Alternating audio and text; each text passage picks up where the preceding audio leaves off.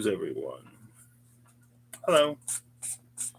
So it is late o'clock and I am sleepy. You can't even see me. Hold up. 1 second. Well, now you can, but I can't lean forward like at all. Un momento, please. As I.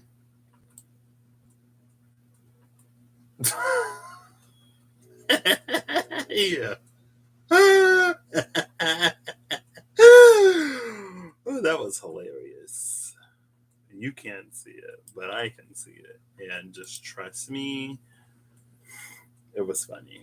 So, anyway. Ooh, excuse me. Matthew. Honestly, I should be doing the same. But it's the sadist in me, I guess. The title card at the bottom of the deck. Well, it's good to see you too. Thank you for, stopping by, saying hi, letting me know that you're going to sleep. I was like, should I do this? I mean, I've been like, anyway, I'm here. Hey, Holly, how you doing? Um, so I was walking at work the other day, and I saw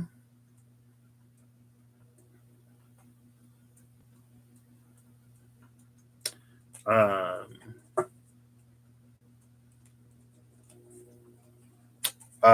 observation wall. You hear that? The train. I feel like I haven't heard trains in a while. And I heard one maybe like last night or the night before. Well, there's one out there right now.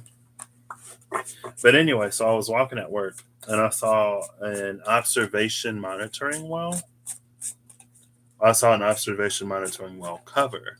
And I was like, oh, and it said like do not fill. And I was like, oh, this is interesting because it has like, it's an observation monitoring well, but it has this like equilateral triangle like that. And I'm like, oh, like that's the symbol for fire. Like I guess this one is fire. And this one, if it points up, it's fire. If it points down, it's water. I was like, oh. And I've been seeing so much like fire and water. So I was like, let's see what's up. So it made me think of the in between tarot. And I couldn't remember if there were 2 or 3 cards, but I want to do 3. It is sort of like a 3-card series, but you only see the well in 2 of the cards. And it said do not feel. And I was like, oh, fire and water. Even though it's a well, you're not supposed to pour water in it. And of course, it made me think of the Ace of Cups and the Well-Known Tarot because Patrick. So anyway, there's probably going to be pauses in this. I was going to record it so I could cut out the pauses because I think like I'm going to pull the card before and after each of the whales. And then for the cards that come out, I'm going to go to another deck and pull before and after those, or we'll see how it happens. But since I have to find these other decks, that's where the pauses are going to come into play. So I can't pause this because it's live, but the camera, I'm going to just like shut it off as I go look. So I'm just like explaining it and I'm already ready to go to bed. But we'll see. It's been a warm day today. It was so cool these past few days. But yeah, you watching at home, I don't have anything for you to like pick. I can type up some numbers on the screen if that'll make you feel better. You can pick 1, 2, or 3. You can pick none of them. You can pick multiples. You can pick all of them. Honestly, it feels like more often than not, these things end up sort of bleeding into each other. Let's give you some more space. Oh, wait, that's not one. 3 is all by itself. Yes. That's how we wanted to do that.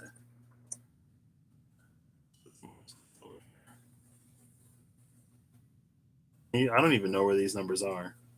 Oh, you can't even see the numbers. Boom, there you go. And let's see if I can't. There you go. Boom. There are some numbers for you to choose from. If you don't like that color, I think I can change the color. I thought I could change the color. Come on, I should be able to change the color. Oh, here's the color. If you want like this color instead, we could do this. There you go. I like that color.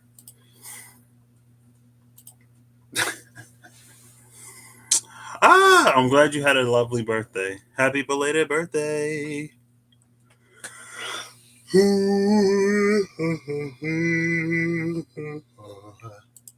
So, like I said, there are three.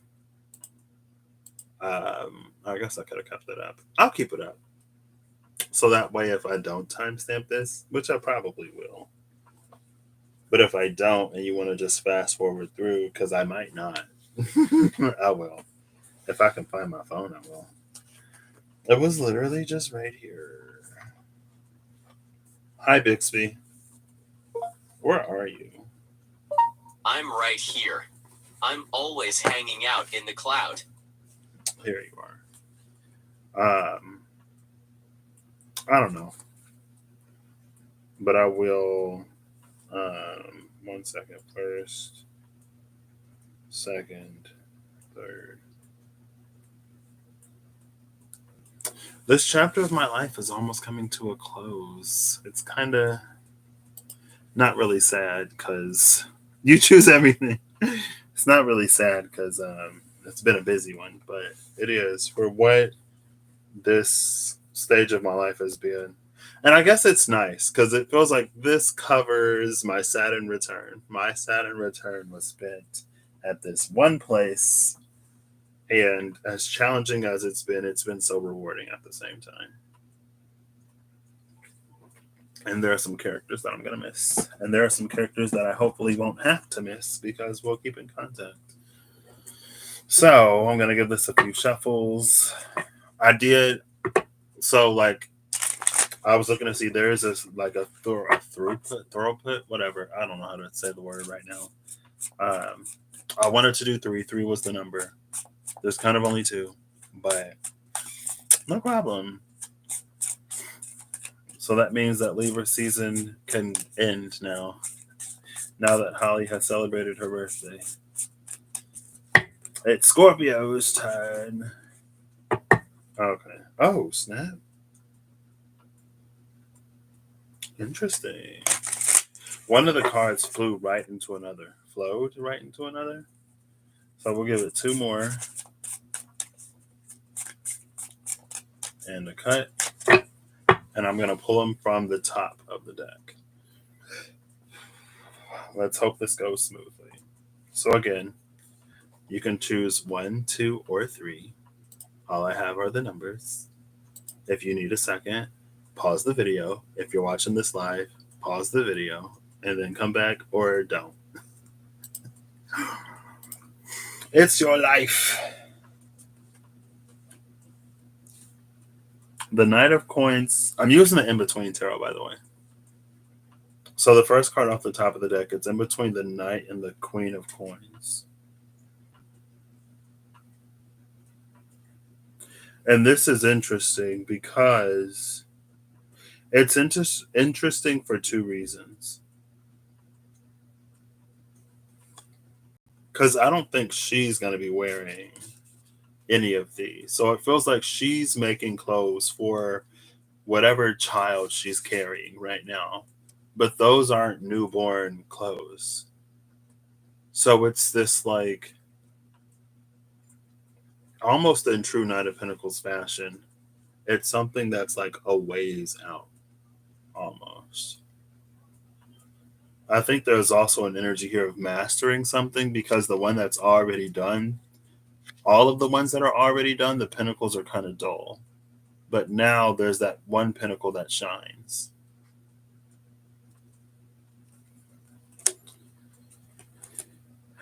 And then we have the Hanged Man going into death, between the Hanged Man and death. And then the third card, because I love to pull the top three, is between the Three of Pentacles and Four of Pentacles.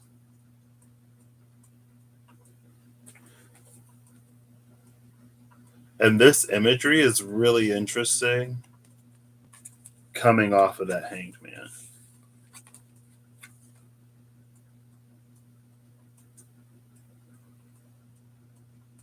Because it feels like this is happening inside of this.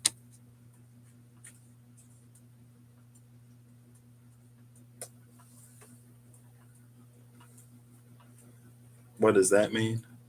I don't know.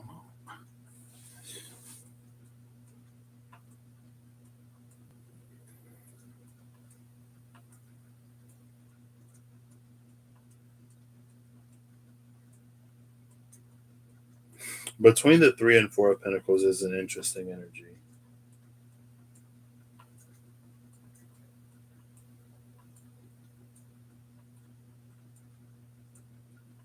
And it's interesting because the way that the Four of Pentacles is traditionally depicted, there's a person that has a pentacle on top of their head, they're holding one in between their arms, and then there's one under each foot. We see the Three of Pentacles basically under the feet. I mean, literally under the feet of the person at the Four of Pentacles.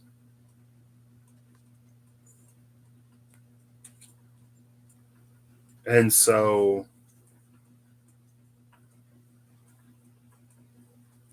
it feels like that's an energy of like realizing what you/we bring to a situation, an environment, the world. Because this is saying that we're integral in some way.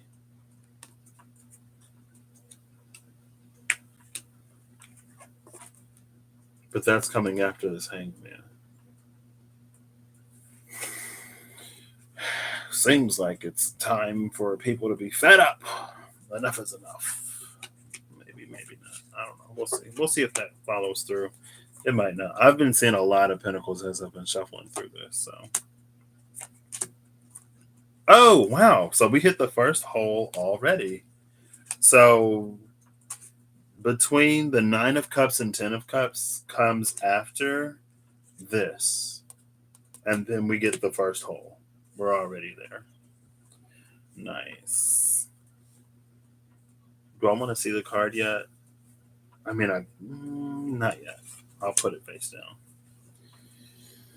I will put you here, and I will put you here, and then I'll put the book here, just in case I feel like reading today. The first hole is the world going into the Fool. So this is our observation monitoring well. And it's in this ring of salt. Rings of salt, as far as I know, which is like supernatural. And SpongeBob. Rings of salt are designed to keep like evil spirits or unwelcome spirits outside of a space. And they're planting something. I'm assuming it's some kind of seed, or they're burying some kind of treasure.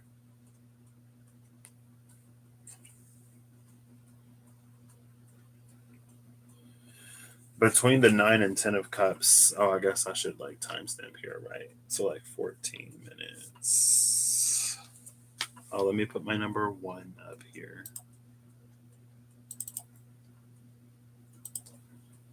Oh, darn it. Okay, well, maybe we won't do this because, yeah, we will. But you're so big. Okay. Oh, it's not that big.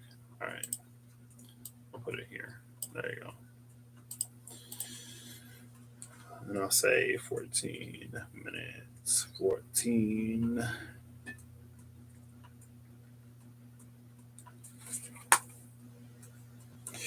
Actually, I like the world going into the Fool for the Nine of Cups going into the Ten of Cups.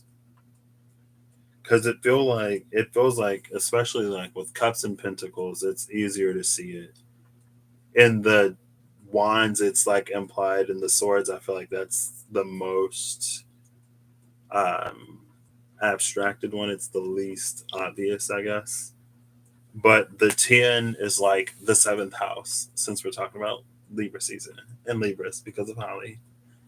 Happy belated birthday again. But the tens, it's like it's our first introduction into. Actually, the 10 is our first introduction into someone outside of ourselves. I think one of the few exceptions to that is the Three of Pentacles, which came out before this. So, like, right outside of this window is the Three of Pentacles. And that's a card where it's implied that something would be a lot like many hands make light work. It would be easier if we weren't doing it alone. And so it's like there's this Nine of Cups, almost sort of fantasy that we build up of everything that we want, everything that we could ever wish for. But then with the Ten of Cups, like we bring in somebody else. And then we bring in offspring, which again, it's interesting because the first card out, she was pregnant. But with it being the world, it's like it's almost like, it's the end of your life as the wisher or the wanter or the desirer, and it's the potential beginning of your life as the one who has it.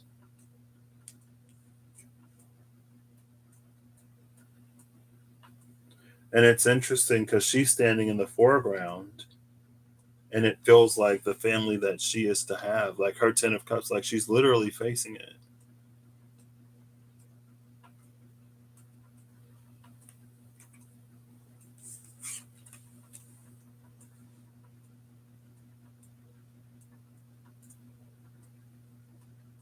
Is this the Angel of Temperance?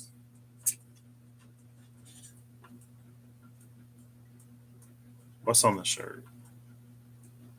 I can't tell. Darn it. Oh, I can almost tell my hand is moving too much.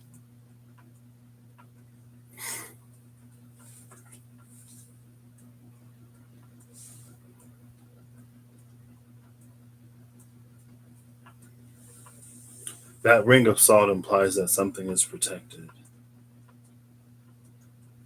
I don't even know what deck I would pull. On the other side is the Knight of Wands going into the Queen of Wands. We see the red, I think, solar cross up there. But she's like about to head into the door.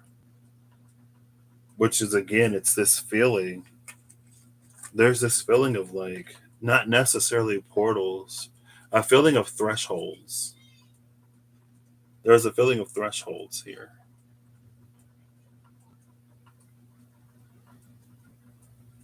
But you can see across this one. Like it's not invisible. Or like the other side isn't super. Oh, maybe seeing is a little extreme. You can feel because of the Nine of Cups going into the Ten of Cups. But with this being a closed door, it might be ajar. That might be the shadow. On the Knight of Wands, it's like you can't see it, but you can feel it.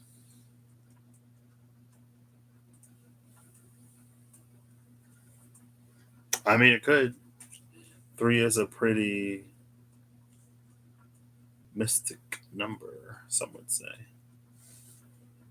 I immediately want to go. I'll just do it. Trying to think where I have this deck. I immediately want to go to the well-known archetypes to look before and after the threshold, because threshold is so. Oh no! Darn it! It's fine. I have to shuffle these because I have them all separate. Will I shuffle them? If Bixby says tails, no, I won't shuffle it. I still have these separated by places, things, etc. I'm gonna take it as it is, actually, and we're gonna look before and after the threshold. The threshold actually came out one of the last times I used this deck. The mountain, the threshold, and the storm, with Alethea behind that. Alethea is one of those initiatory stages, I guess. And I think Alethea is truth.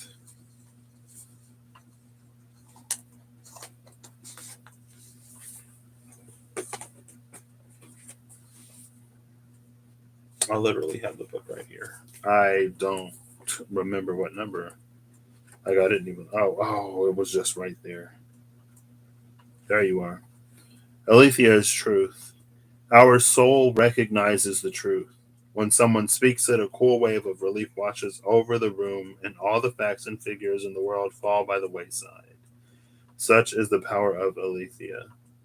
It has an undeniable resonance that goes beyond the rational. We can also recognize Alethea by its contagiousness. When we hear someone speak the truth, we see the truth within ourselves and are more likely to tell our own story. So there you go. It's an undeniable, unmistakable. I still didn't catch the number truth. What number are you? 77. I think Russ did a video lately, and the number 77 came out a few times.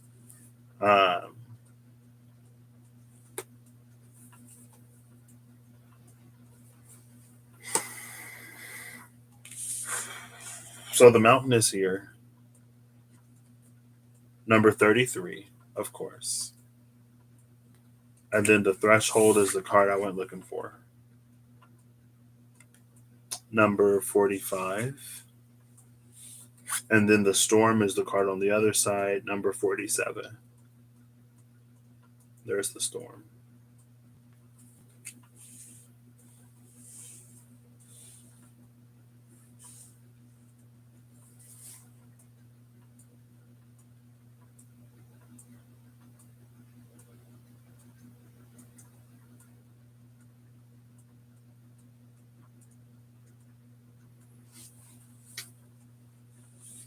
This part is catching my eye on the storm. This right here. It has a lot of the same colors as the threshold. Actually, overall, the colors are pretty similar. And it's inside that cave up here. So this is interesting because I mentioned the Three of Pentacles being one of those cards that has an energy of others around it, more implied than the Ten of Wands for sure.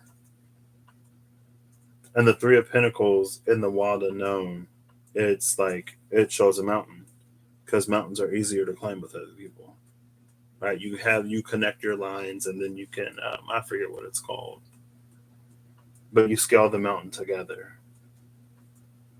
But it feels like this threshold is reached as an individual.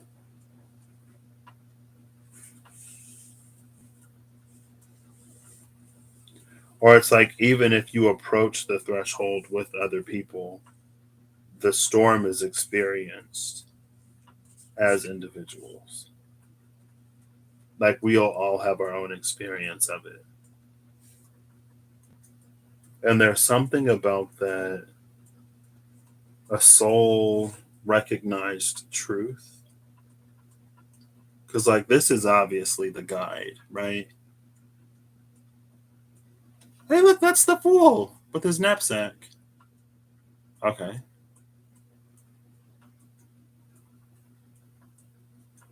Like, this feels like the whole, like, finding that place, it feels like that's where recognition leads us. I Googled it slightly to see what an observation well is, and it's something that you can use. Oh, the storm! The storm! LOL, OMG. It's something that you can use to test like the level and um, quality of groundwater. And they were like, after a storm, you can go out to the observation well and do whatever you do at the observation well. I'm trying to find it real quick. Give me a second. Groundwater monitoring wells are principally used for observing groundwater levels and flow conditions, obtaining samples for determining groundwater quality, and for evaluating hydraulic properties of water-based strata. One second, because one of these mentions storms.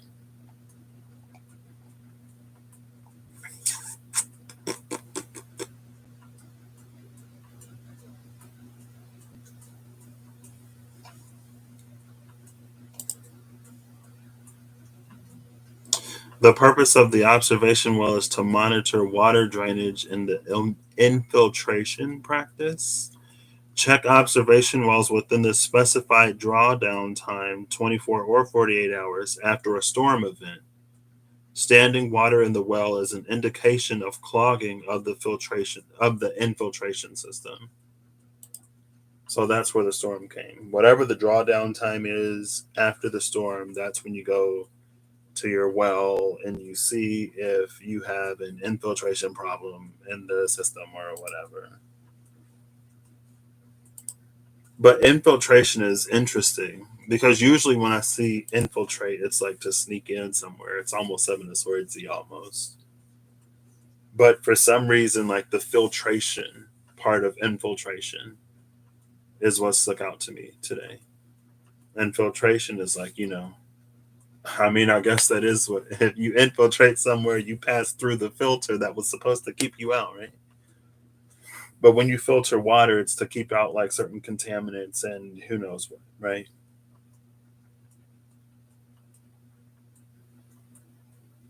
Here's the storm event right here.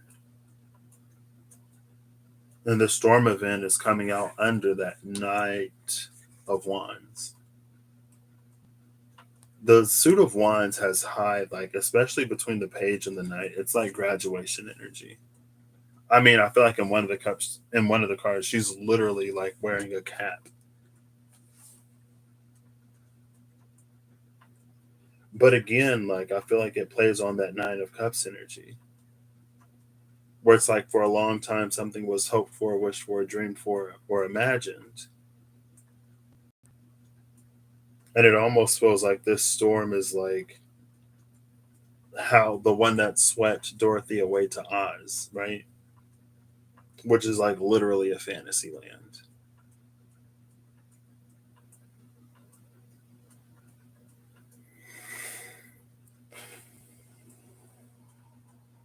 So on one side, I'll read the card. So for the Nine of Cups, I'll pull before and after the Nine of Cups. But on the other one, like the Knight of Wands into the Queen of Wands, I'll pull before and after the Queen of Wands because that's where the energy is moving.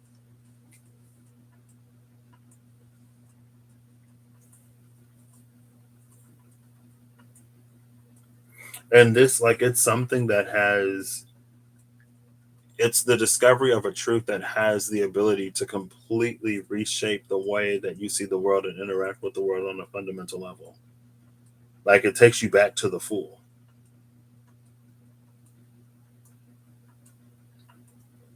So if you were for whatever reason upset about not being a king or queen, especially of wands, I mean, like, you're about to discover something that would have put you back at a page or a knight anyway. So you're not really missing out on anything.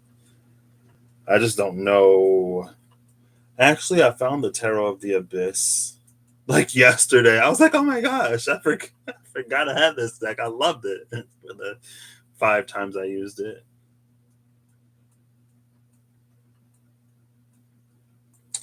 Why the Tarot of the Abyss? Doesn't matter.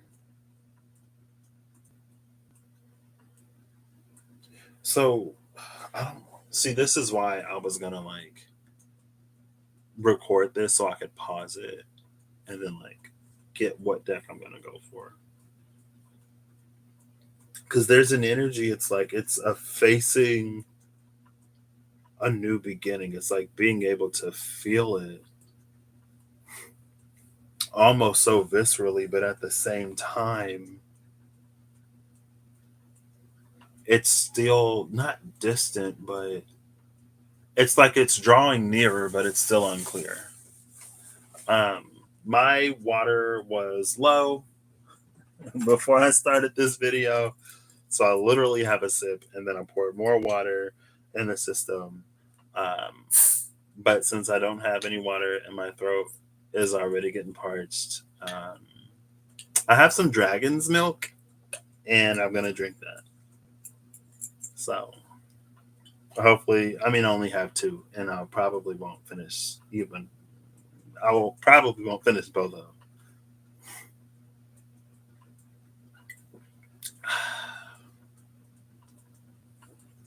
The more of them I drink, the more I like it. The first time I was shocked. I was like, "Ooh, this is not Mike's Hard Lemonade," and it is not.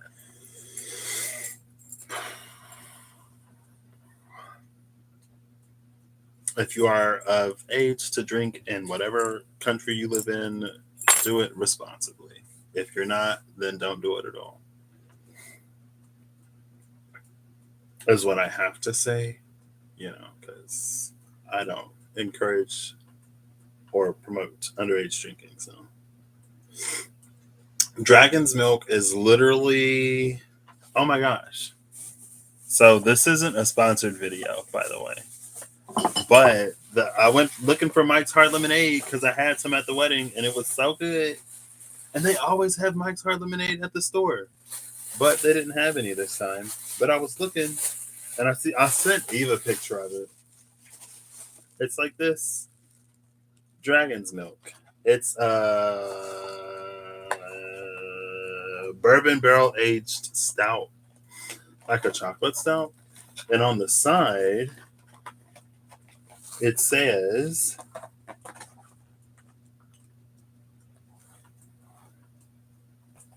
oh, here, maybe I'll hold it up so you can read it.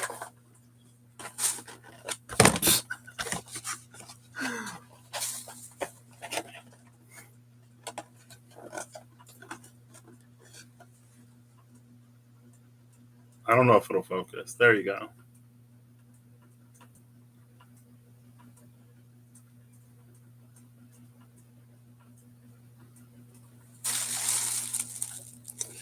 Bourbon and milk. Ooh, no dragons were harmed in the making of it. I mean, you can milk a dragon and it not be harmed, right?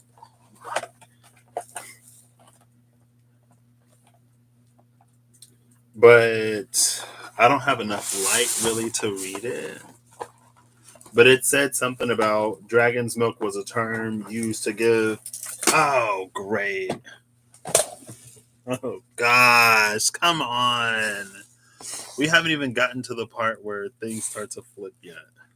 And my mouse roll. Give me 1 second. This is falling apart. Thanks, dragon's milk.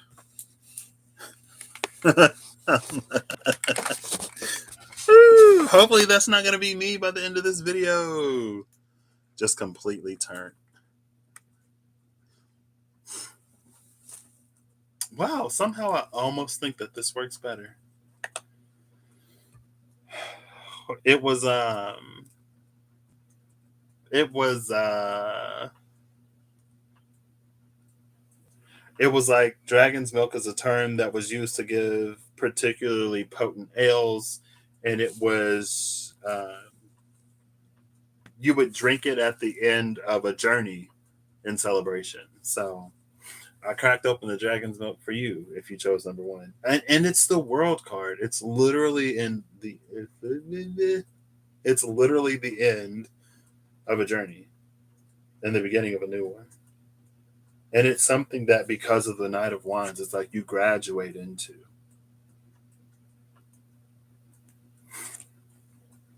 Interesting.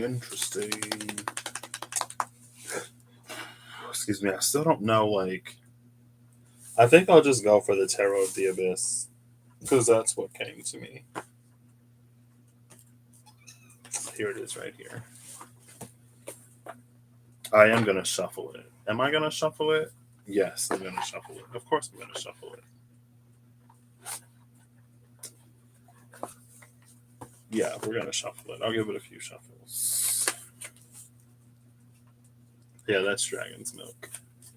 I was like, oh, what's this? And I love like stouts, lagers, ales, bourbon, whiskey, and tequila.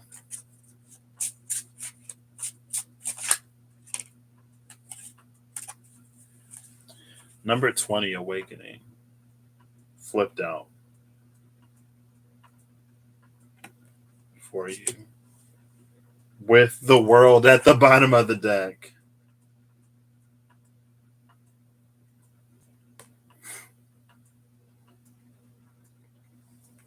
$2021. So I'm going to pull from the bottom of the deck. We're looking for the Nine of Cups and the Queen of Wands.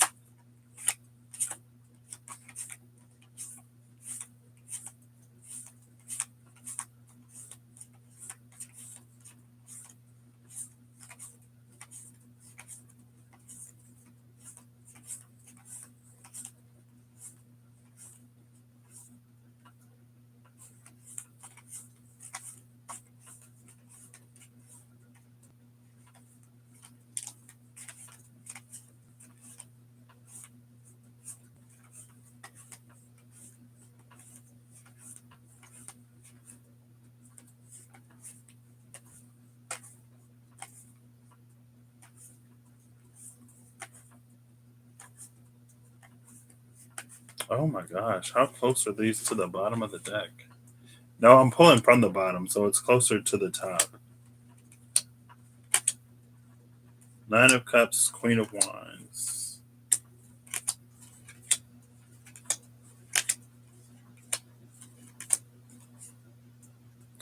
So, King of Pentacles, Queen of Wands, Knight of Wands. Look at the mountains in the King of Pentacles.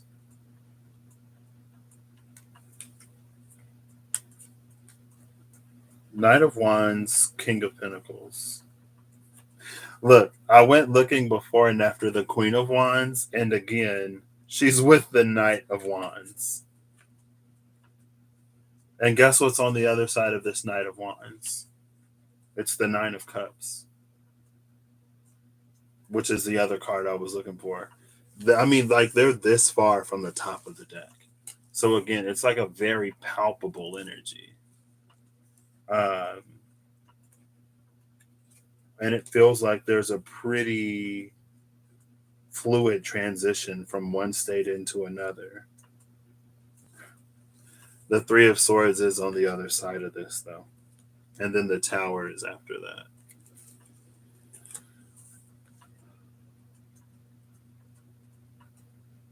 So before the Nine of Cups is the Three of Swords, followed by the Knight of Wands.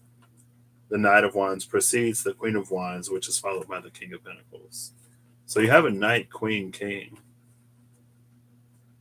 And it's this transition from fire to earth, from air to water to fire to earth. All four elements represented, which is like what you would expect being at the world and going back into the Fool.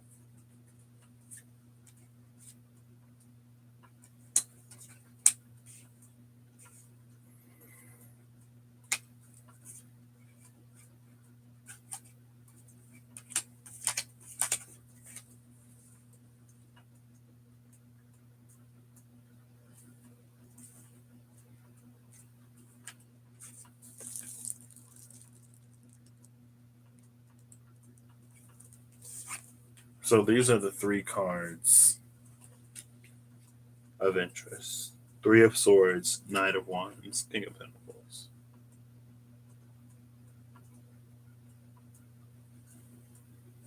And they're all like holding something.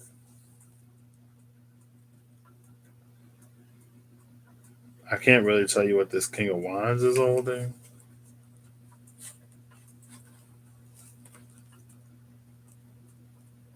Let's see, I'll do it this way so you can actually see. I'll try. There we go. I got two hands. Let's use them. See how they're all holding something?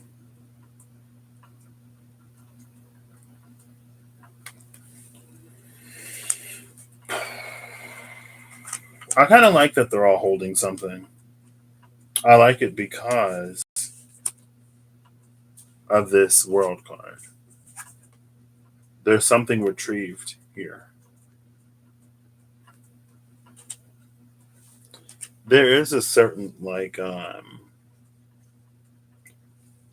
almost ancestral soul family energy around this Nine of Cups too.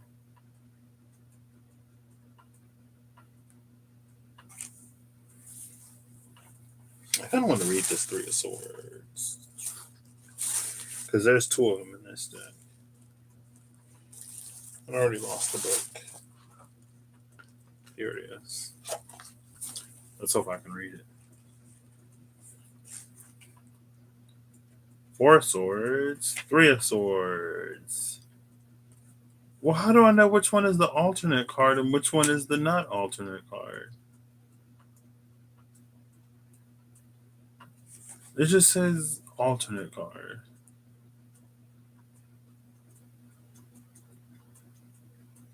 I don't know which one is which. They don't have any pictures.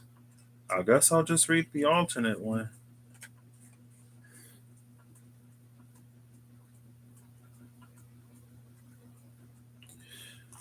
So, some people have a different way of interpreting the Three of Swords based on the numerological properties of the number 3. There you go, Holly. You think the book one is the alternate one? It seemed like the happy one. Oh, okay, well. There goes my plans. Thanks, Matthew. I'll read both of them. I want to read the alternate one. Number 3, the Triad. Because the suit of swords deals with the element of air and therefore the mind, the suit as a whole can be interpreted as a progression from unknowing to knowing. Since the Ace of Swords associated with number 1, also known as the monad, is a card that brings the discovery of truth, the number 1 is the creative Big Bang of the mind. The Two of Swords associated with the number 2, the dyad, is all about duality and the choices of the mind. We've now reached the number 3, the triad. And the Three of Swords, where what we've learned from the Ace of Swords, combined with the Two of Swords, brings us to the growth and expansion of the mind through multiplicity, new ways of thinking and seeing things. It calls for harmony and equilibrium between the two forces that once were opposing. For this reason, the card portrays the image of a young man in the midst of gaining knowledge. Yeah, you're right. Three swords stand upright, piercing the book of thought, unlocking the living knowledge as it flies off the pages. They take flight and enter the receptive grail of the mind, a fertile ground where their seeds can germinate and develop fully if properly tended to. So this Three of Swords is a grieving card. That does not necessarily mean loss through death. In order to interpret such a meaning, you'll need reinforcing cards such as Death, the Tower, or the Five of Cups. Even then, such an interpretation must be made with care. In most cases, on its own, the arrival of this card in your spread indicates grief due to separation, divorce, or any other form of severance. Whether you like it or not, you may need to let go of a relationship. It can even be referring to actual surgery or physical incision of the body In any case, something or someone may be removed from your life. However, this card might affect you. Remember that pain is transient. As the saying goes, this too shall pass, and you will be stronger for having survived it. That was, I mean, I ended up reading it and it confirmed it. So whether you would have said anything or not, the same outcome would have come to be, which may be a part of this reading, right? Just in general. I feel like in hindsight, especially after we go through a process of learning, growing, healing, whatever, it's really easy to think back on previous situations and to look at something that we could have done differently to maintain the integrity of something that was meant to fall apart. Because if it didn't fall apart, maybe you wouldn't have gotten the realization that you're now grateful for in the first place. You know what I mean?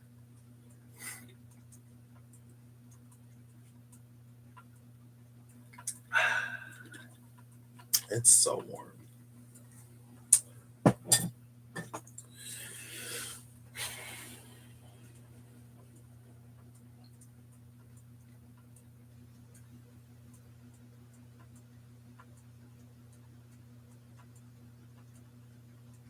This makes me think of that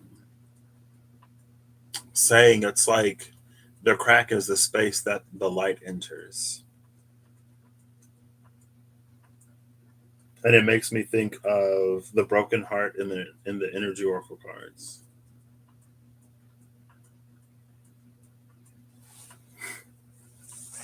Because now it feels like, well, I know it looks like it's flying away,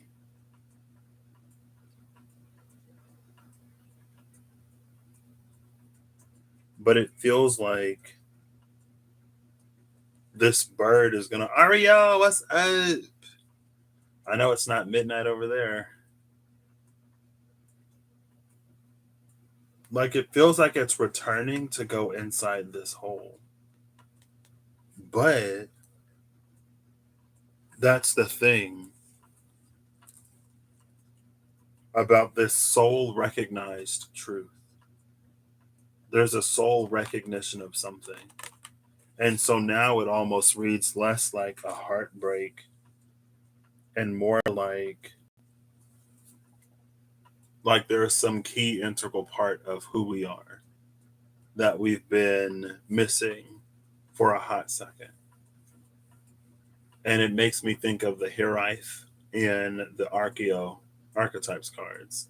And it's having a deep longing and missing for something, and you don't even know what the thing is. You just know that something isn't there.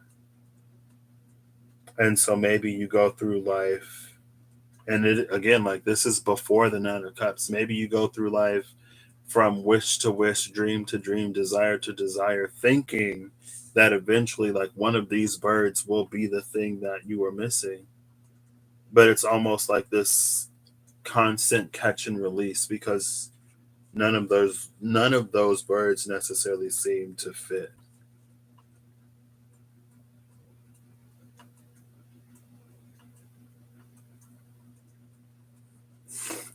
And then we come into this Knight of Wands.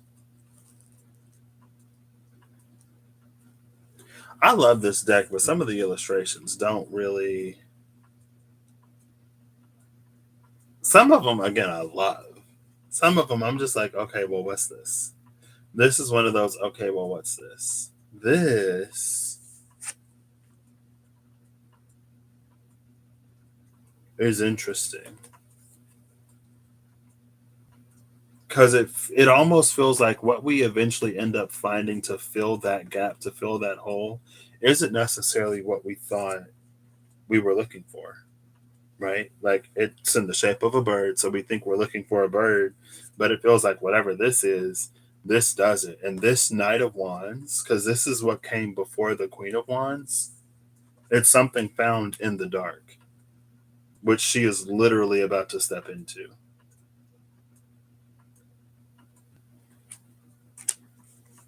Which literally is being excavated in this world card. And it's something protected because it's almost like because it's something protected to be in the space of the Three of Swords and its traditional meaning of the grief and the loss and those heavy emotions, it feels like if that's the state of our heart, like we wouldn't even be able to approach this circle. But it feels like a natural repulsion to it at the same time. And it's jungle pouring. I wish it was jungle pouring here. It was warm today. I was liking the cold. I was loving the cold. It was a bit, it's fine. Sorry. I just drifted off a little bit. Okay, focus. I'm focusing. We're focusing. Camera. Focus, focus, focus. Thank you. What's interesting is, though, you emerge the King of Pentacles.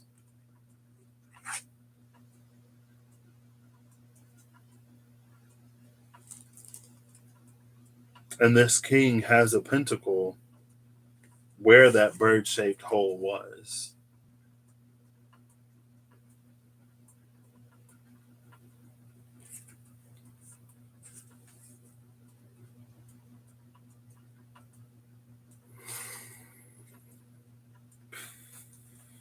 It's also interesting because it's like it's mountainous. And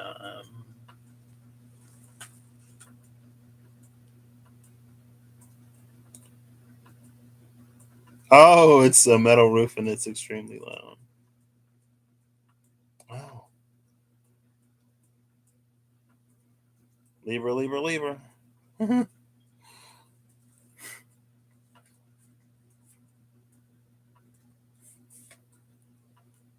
It feels like,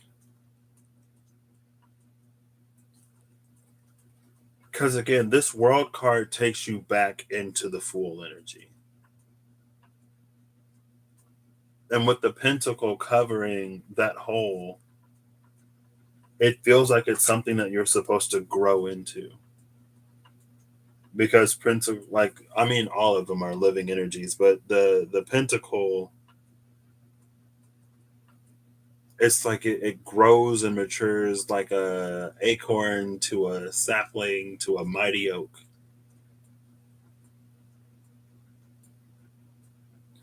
And with all of the mountains in the back, it's not necessarily an easy path. I don't think it necessarily has to be difficult, but it's one that does involve a fair amount of challenge. And again, the mountain is here with the person standing at the threshold inside the mountain before they go through the storm.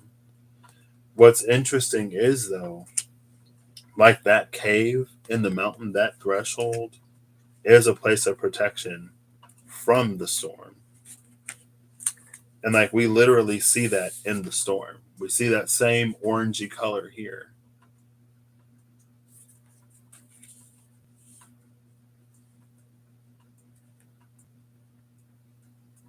And so it's almost like there's something. The tower is at the bottom of the deck, and I'm looking at the book. This is the book. But like this is the book. It's the one that contains all the information about every single card, right? With the tower and with that King of Pentacles, it's almost about like lived experiences, changes that you go through, like the process of trying on those different birds and whatnot, seeing if they're the thing that fulfills you. Or with everything that doesn't, you discover something else that won't. And it narrows down the list of a nearly infinite number of whatever you try to put in there.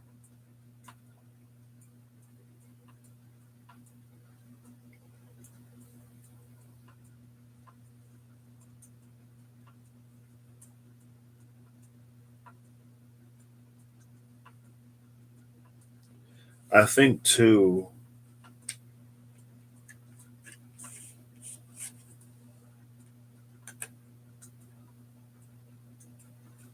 because the awakening card came out, So you're going like the awakening card came out, and then Alethea is at the bottom of the wild unknown archetypes.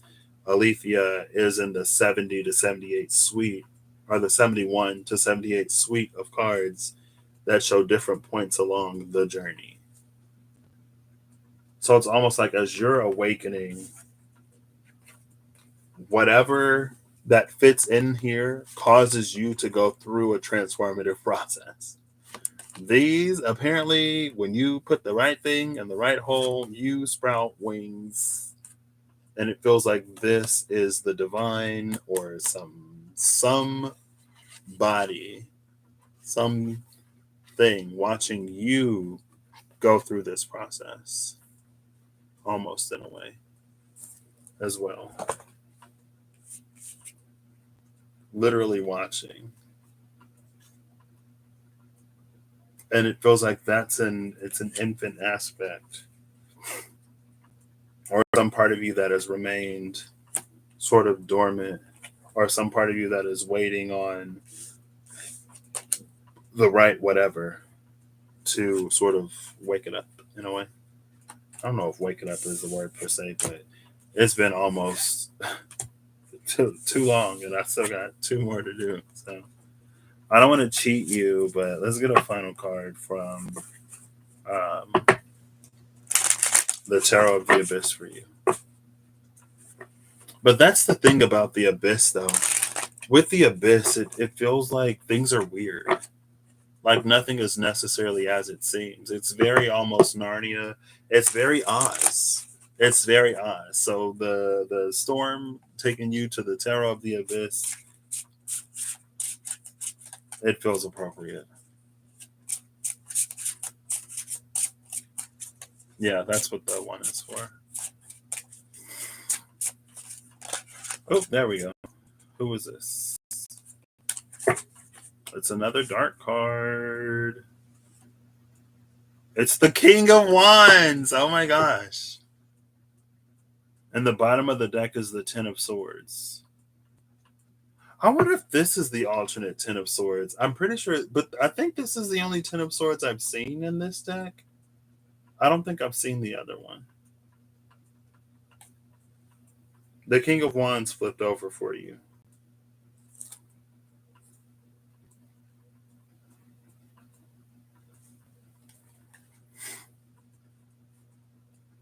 Yeah, I mean, I started 57 minutes ago, but yeah, we're on the first one. So this is the King of Wands, but look at like the infinity sign, if it'll focus, that he's like channeling this fire into. And that's the thing, right? So let me Google it real quick. I can literally show you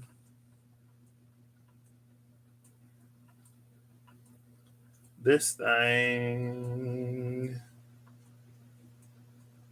Here we Oh no. Come on. There we go. Images.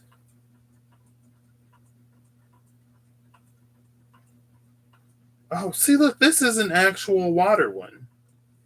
This is one where the water is pointing down, where the triangle is pointing downwards. So it's like water. That's not what I saw.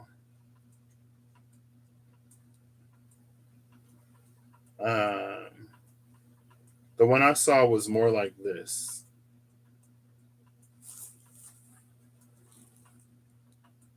See how it points upward? So it's like fire. And then, like, this is literally fire. You can kind of see the infinity sign now. There you go.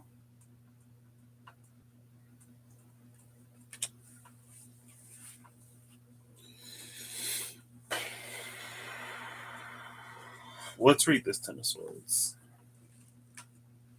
Six of Wands, Ten of Swords, alternate version. So you got the traditional Three of Swords, but you end with like the alternate Ten of Swords. So at some point along the way, things do sort of like flip. You have a light bulb moment. For those who read numerologically, I have again provided an alternative version of the Ten of Swords. This variation considers the Ten of Swords and its association with the decad. Therefore, it represents the realization and completion of mental progression going full circle. However, in this case, it is viewed in a positive manner as an increase in mental power and knowledge as opposed to a loss of mental power and depletion. It's all about mastering the element of swords, air, and mind, and learning from all that you've experienced. There is a reason why we look up to our elders for wisdom and guidance. They have seen more moons and suns, and if they have walked wisely, they are further along on the path of life. The owl is an ancient symbol of wisdom. It lockstairs with the old sage, the years clearly etched within his features, for they are the many paths his soul has taken and represent the footprints of time. The man is a figure full of thoughtfulness and intelligence, and he meets the gaze of his totem equal in spirit and wisdom. He meets the gaze of his totem equal in spirit and wisdom. Interesting. And again, we see like a person with the bird.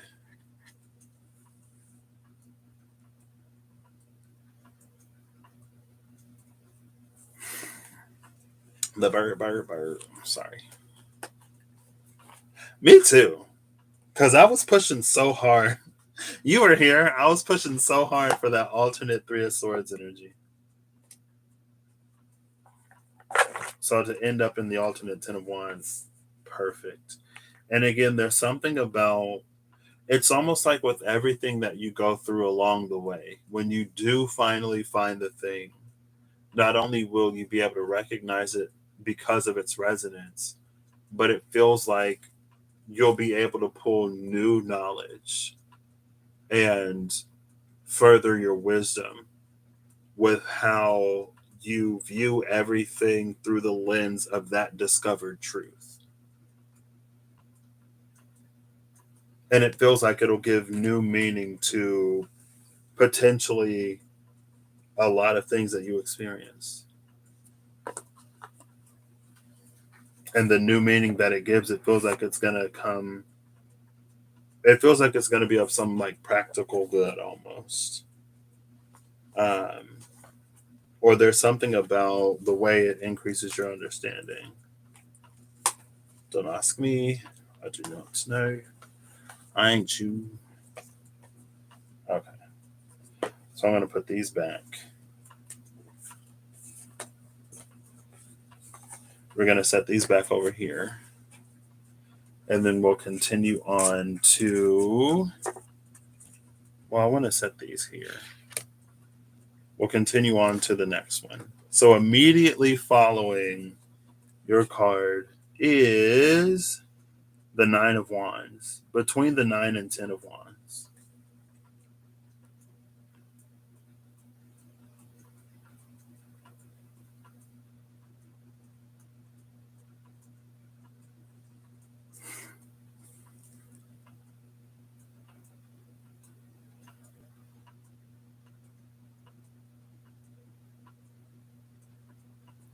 I love this card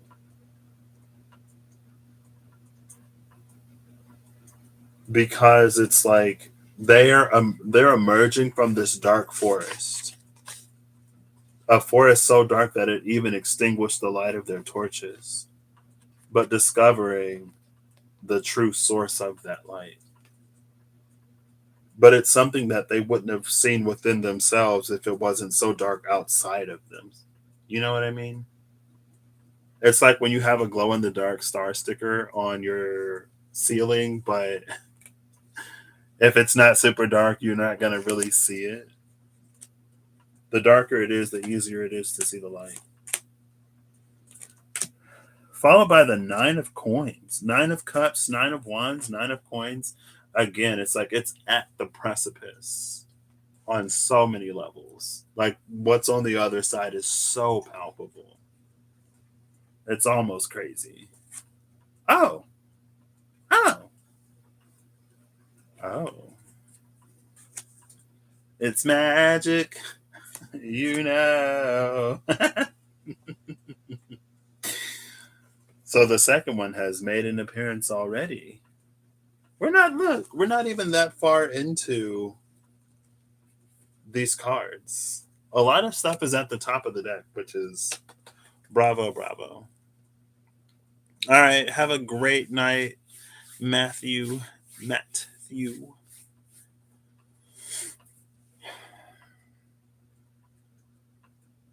And have a wonderful day tomorrow.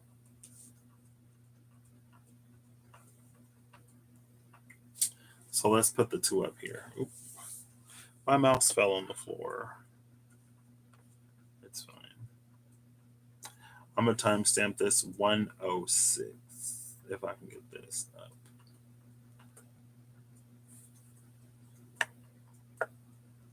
What? I can't. There we go. I'm like, I can't highlight. Excuse me? There you go.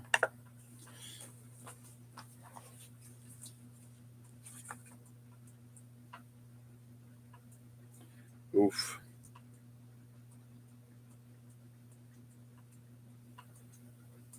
So the second one is the second by technicality. So there's this storyline, there's a throughput in this deck between the world going into the Fool. Well, between the world going into the Fool, death going into Temperance, and Temperance going into the Devil. So the second one, yeah, it's 106. I've got it. The second one is Temperance going into the Devil, which is interesting because, again, we don't actually see the well here. We see what comes out of the well. We see what it's heading into. Now, on one side, it's the Nine of Pentacles heading into the Ten of Pentacles, which is, again, it's like right after that last one. That one had the Nine of Wands and then the Nine of Pentacles, and then boom, we're at number 2.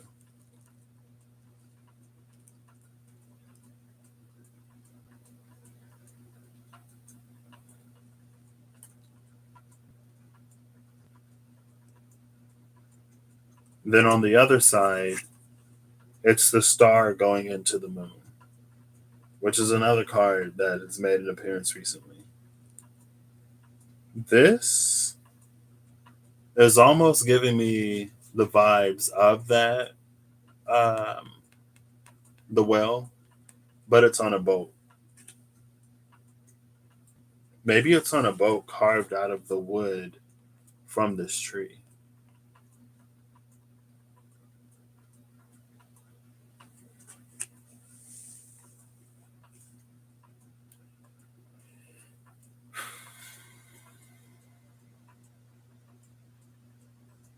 So the Suit of Pentacles is the women's suffrage movement in this deck. At the Nine of Pentacles, well, from Ace to 10, it's the women's suffrage movement. And that's why it says victory to the suffragettes. Right? And this card, we see not only women, but also other minorities that didn't necessarily have those voting rights and stuff like that, all on the same card, even though historically, it may have gone down a little different. It's fine.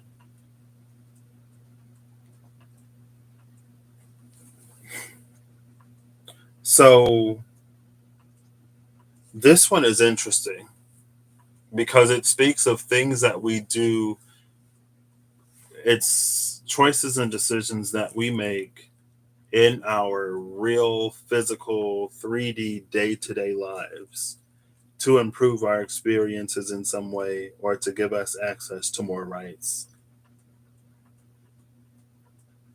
And it feels like it's the Star going into the Moon almost for a lot of the same reason as number 1. But it's like, well, what is our life going to be like now that we have access to these things that we didn't previously have access to. What changes?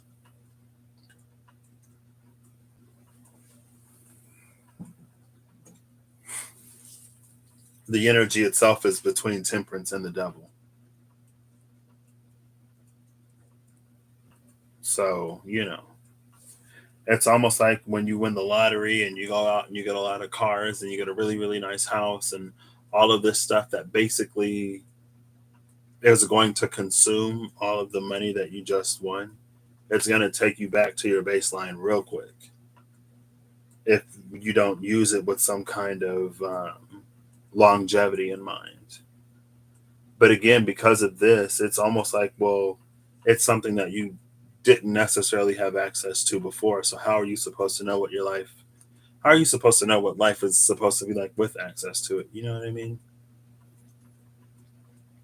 So this is a very like real life sort of energy. I feel like the closest thing to real life I have is like the witch's tarot, and that's not even necessarily like a real life. You know what I mean? I don't know if I have like a day to day tarot deck. Like what's my most grounded? I mean, I guess I could use the Antique Anatomy tarot because like bones are real. You know.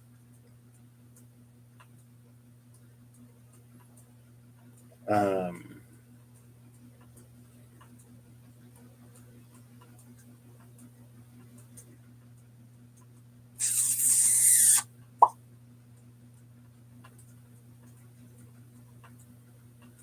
I might just go for the Witch's Tarot.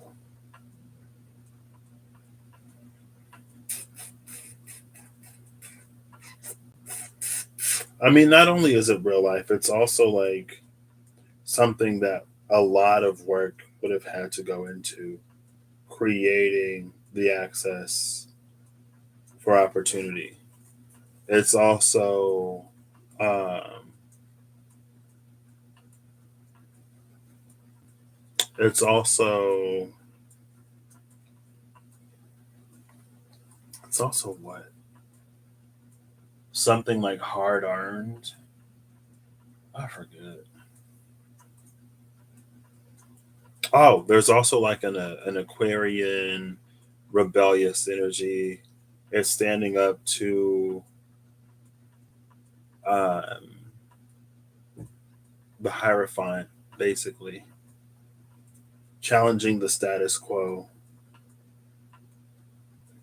Do I not have like a? I guess. Oh, the Pride Tarot. The Pride Tarot is real life, and it's challenging the status quo. It is almost quite literally all of the above. So that's the one we're gonna go for. And by we, I mean me. That's the one I'm gonna go for.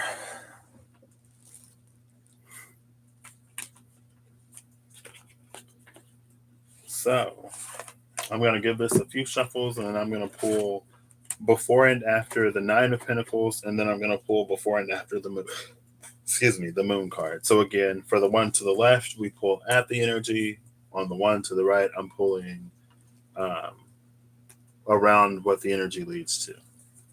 The star leads to the moon. So buckle up, babes.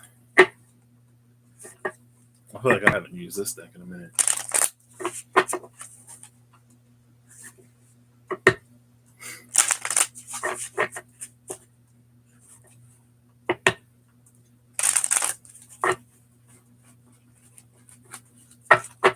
All right.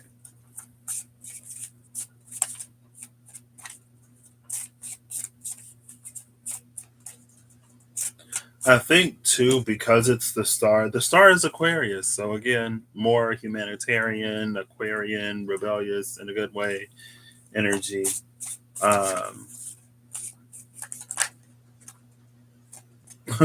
the Queen of Wands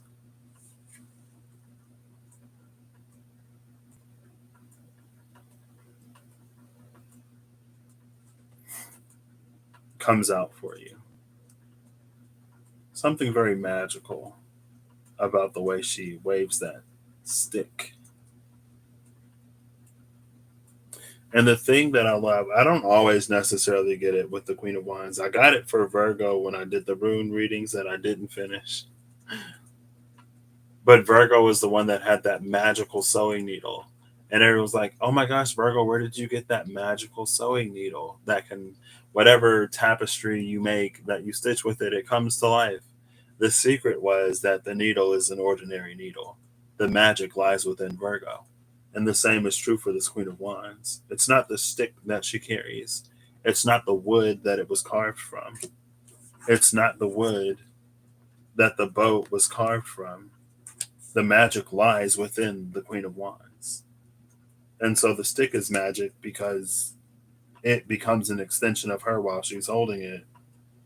And so it's almost like it becomes a vessel to contain her magic, or a tool through which she can exercise that ability that she has within herself. It might be nice for her to externalize it because maybe there's some amount of control or whatever, but she doesn't need it. You know what I mean? She's the Hermione Granger. She's the Albus Dumbledore, the ones that can cast the spells without the wands. Anyway, I feel like pulling this from the top. So I'm looking for the Nine of Coins and the Moon. Five of Pentacles, King of Pentacles, Two of Pentacles. Again, lots of like earth energy. There's that King of Pentacles again, too. Queen of Wands, King of Pentacles. They came out together in the first one.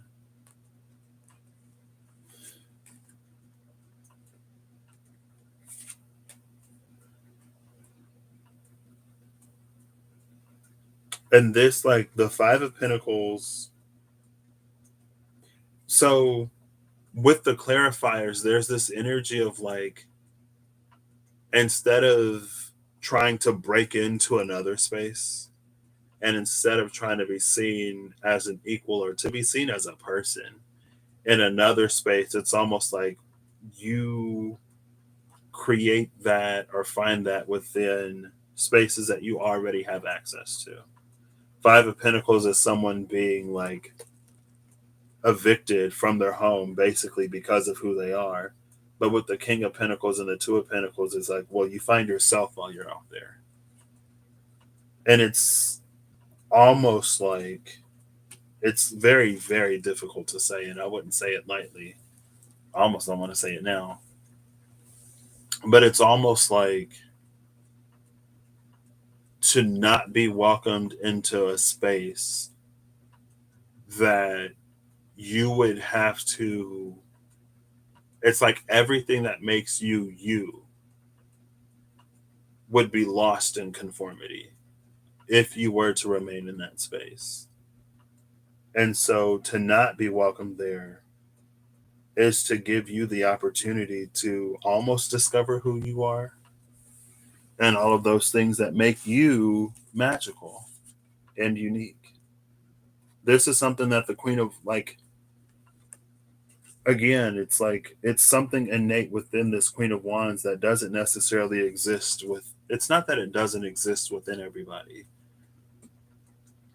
It's that whatever the structure and organization and whatever the, I want to say modus operandi was, whatever the norm was, it's almost like it didn't have room to accommodate whatever makes this Queen of Wands so magical.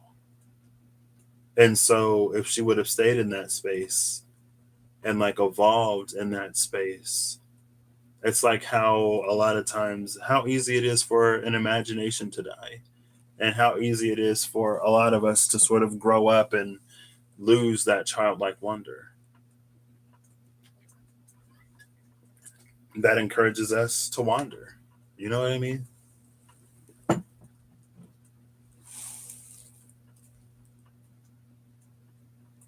I also love this infinity sign here too. It's standing on that infinite love. Boom. Gorgeous. Okay. Nine of Pentacles and the Moon.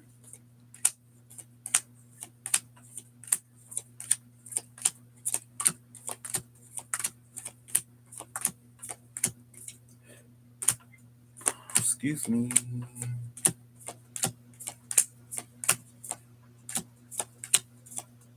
Up here's the moon. We got the Page of Swords.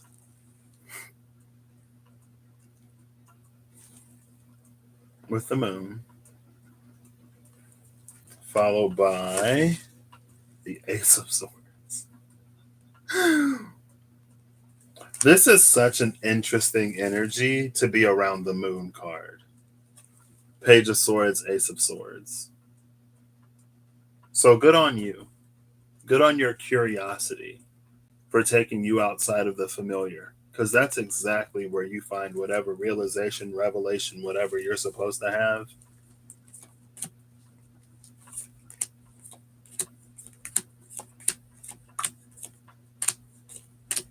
Nine of Cups.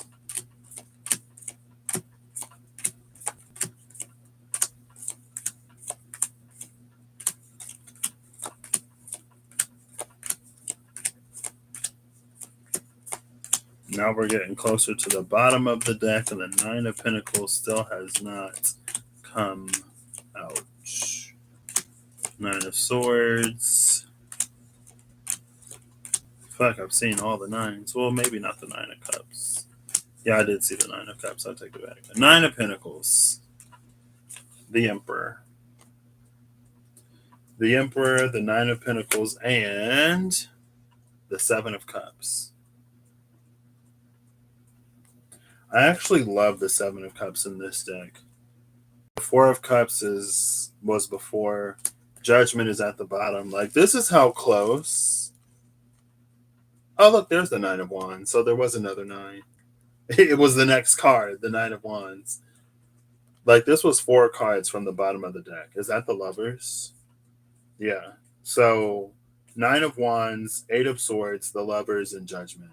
The last 4 cards. This Nine of Pentacles came out so close to the bottom, but the Nine of Pentacles being such a strong foundational energy, I kind of love. I mean, the moon was your other card.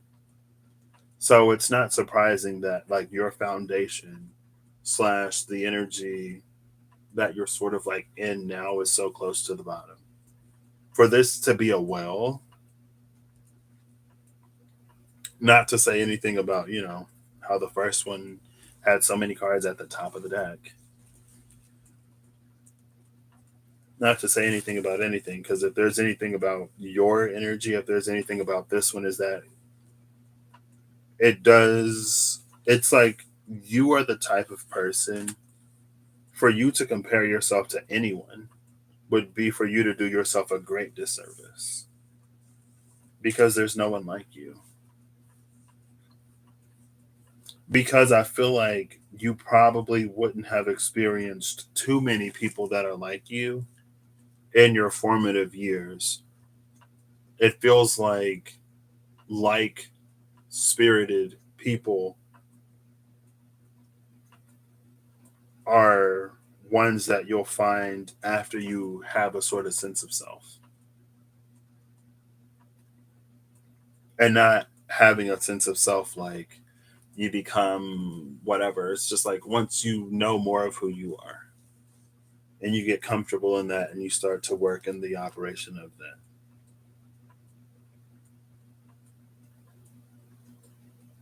I actually want to read the Seven of Pentacles in this because I feel like it speaks to that so well. And I have it on my phone and my iPad.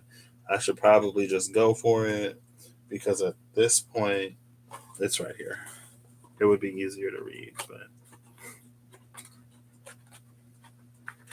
I can't even remember if I emailed these people. I think I did. There was one deck that I got, and I was like, I can't read because it was before I had the cataract surgery. I was like, I can't read the book. Like, is there any way I could get a PDF version of this so I can invert the colors and like read it on my iPad? And they sent it to me. I was like, oh wow, thanks. It was very nice of them, very kind. Who are we looking for? The Seven of Cups. Wands, Queen of Cups, Seven of Cups. So the Seven of Cups is illustrated by Lisa Hunt. This is a collaborative deck, so there are a few different artists in the LGBTQIA plus community and allies that worked on creating the cards, right? So Seven of Cups is a card of choices, visions, illusions, and daydreams. My teen daughter Kira posed for this painting and beautifully captured the feeling of the card with her expressive countenance and hands. She looked wistful, hopeful, and yearning at all the cups in the clouds. The Seven of Cups card warns you not to take on too much or have unrealistic expectations. As a dreamer who spent my life making art, I've always gravitated to the Seven of Cups. When I was a child, a teacher told my father, "She has her head in the clouds." I doodled and daydreamed my way through childhood. During my teenage years, drawing was a coping mechanism. By age 15, I was determined to be a professional artist. Through focus, hard work, and determination. Okay. I took my dream of building an artist's life and made it a reality. I hope this painting inspires you to stay focused, allowing dreams to manifest themselves in productive ways. Dreams manifesting themselves in productive ways, where the teacher, again, like that Hierophant organization structure, the powers that be, like spoke of it like it was a bad thing. But she was the one who was able to turn her dream into a reality. So that whole conversation of, well, do you know how difficult it is for an artist to be able to afford to do this or do that? Do you know how like there are so many creative people and like they don't get discovered and no like they fade into obscurity and blah blah blah blah blah whatever. Like while all of those are valid and fair points, that's not her, right? That wasn't her. Her dream became a reality. Her dream became her reality through the focus, determination, hard work, all of the things that she needed to do in her physical life to make her physical life a reflection of, to make her physical life the life that she wanted. So she didn't have to bargain. She didn't have to buy in. I mean, I'm sure there's a lot of life that happened that's not covered in the few paragraphs that is on that description, but it's summed up in focus, determination, hard work. And it's coming out with the Emperor. There's no color on this Emperor. All of the color is here in the Seven of Cups. Also, the Emperor is a woman.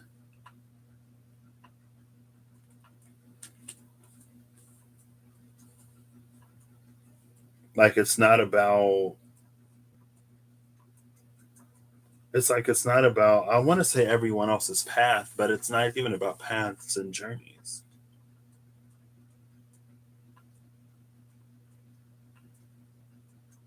And then with the moon again, it's the Page of Swords and the Ace of Swords. So there's nothing quite so illusory, fantastical, or unreal about this moon card. There's nothing so unclear or nebulous. It's very clear. And it's not necessarily for anyone else to see or know. When you know, you know.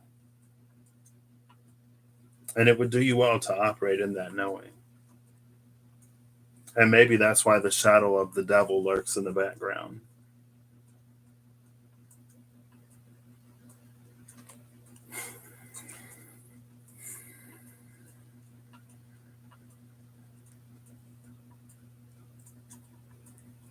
See, but it's almost like what devil energy doesn't know is that you're a phoenix. So what, you fly into the fire, you get burned and rise from your own ashes, like Blue Man Rose, how are you doing? Like this isn't gonna like it doesn't have to be your end. In fact, it may very well be your beginning. All of your focus, all of your determination, all of your hard work. I would like to say you're going to be seeing fruits of it soon. But that's not necessarily. It's not that it's not in. It doesn't necessarily feel immediate. But again, that's the thing about the moon card is that it can happen a lot faster than you think. And with the Page of Swords paired with the Ace of Swords, it feels like there's a certain realization that like you need to have. Or like there's a certain point that you're going to reach where something makes sense or where you just like get it. And this is the energy of temperance. And temperance is famously known for being the card of patience. But a temperance patience isn't always about time. Now I need water. I'm going for actual water this time. Because that's a dryness only water could quench right there. Um, Temperance isn't always necessarily about time that you wait. Sometimes temperance is about something for you to experience or some realization, revelation for you to have. Sometimes it is a matter of time or an opportunity or whatever. Temperance can be many things. Or like we can be in an energy of temperance for many reasons. But this is such a like you are your greatest asset type of reading. I do want to pull like one more. If I can just get like one more to just like. I don't even know if I necessarily want it from this deck, but we'll try. I mean, I feel like that would defeat the purpose, kind of. Bottom of the deck is the Queen of Cups.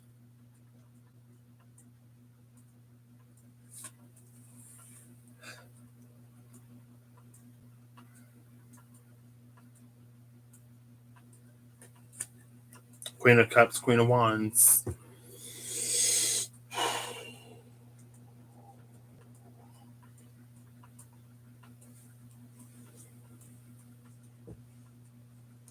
Um,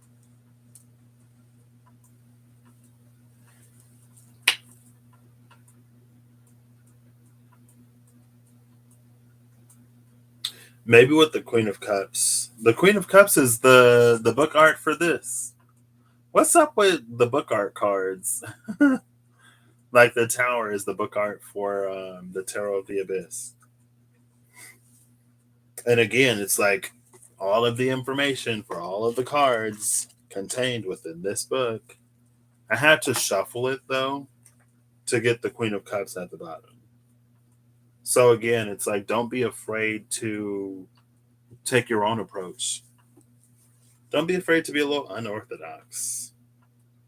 Because it's almost like everything is unorthodox until somebody makes it the standard. You know what I mean? Many things are unorthodox or taboo until someone makes it the standard. I don't know about taboo necessarily, but ow, exactly.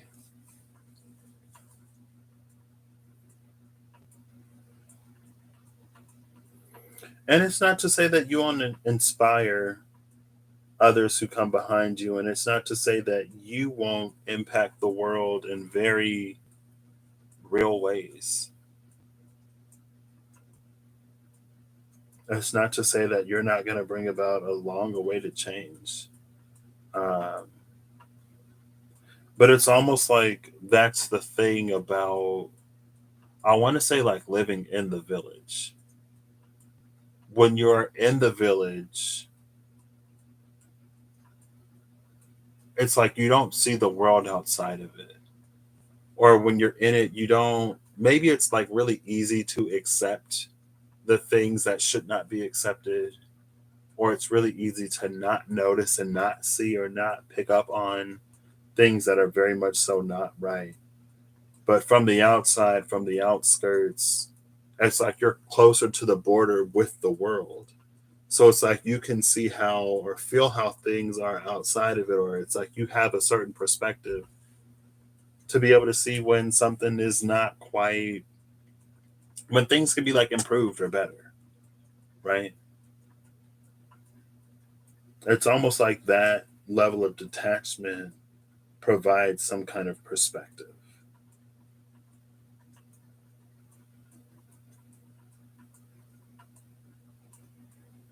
This isn't Super Pentacles-y. I mean, the 9 into the 10 of Pentacles, yeah. But that's all the Pentacles. You have air, water, fire, and then the Emperor. And the Emperor, as a king of all kings, is associated with all elements.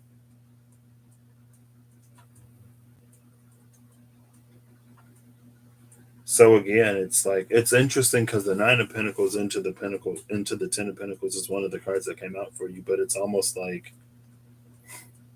you don't even necessarily have to worry too much. It's all, but again, like for this energy, it makes sense. It's like, why would your advice be to be super grounded when it's like yours is an energy that brings something to the soil that is very important, that is missing. And because that thing is missing, there are certain things that just cannot grow. It's almost like you're a nitrogen fixer or some other plant that fixes things into the soil that other plants need to grow. Because in all of that conformity, there's this repetition that's stripping the land of whatever that nutrient is. So it's almost like it was nutrient rich in the beginning. And so one person, and then 2 people, and then 10 people, and then 1,000 people, and then 1 trillion people started doing it. But now it's like, well, it's all gone because everyone's taking it and no one's putting anything back into it. You put something into it. And what you put into it allows for things to grow. I would caution, I mean, it's not necessarily here, but I guess I would just caution to, I'll keep my cautions to myself because they're not here.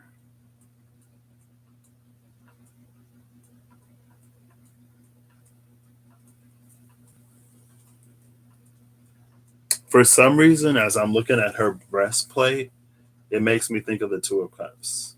Like these are looking like 2 grails side by side.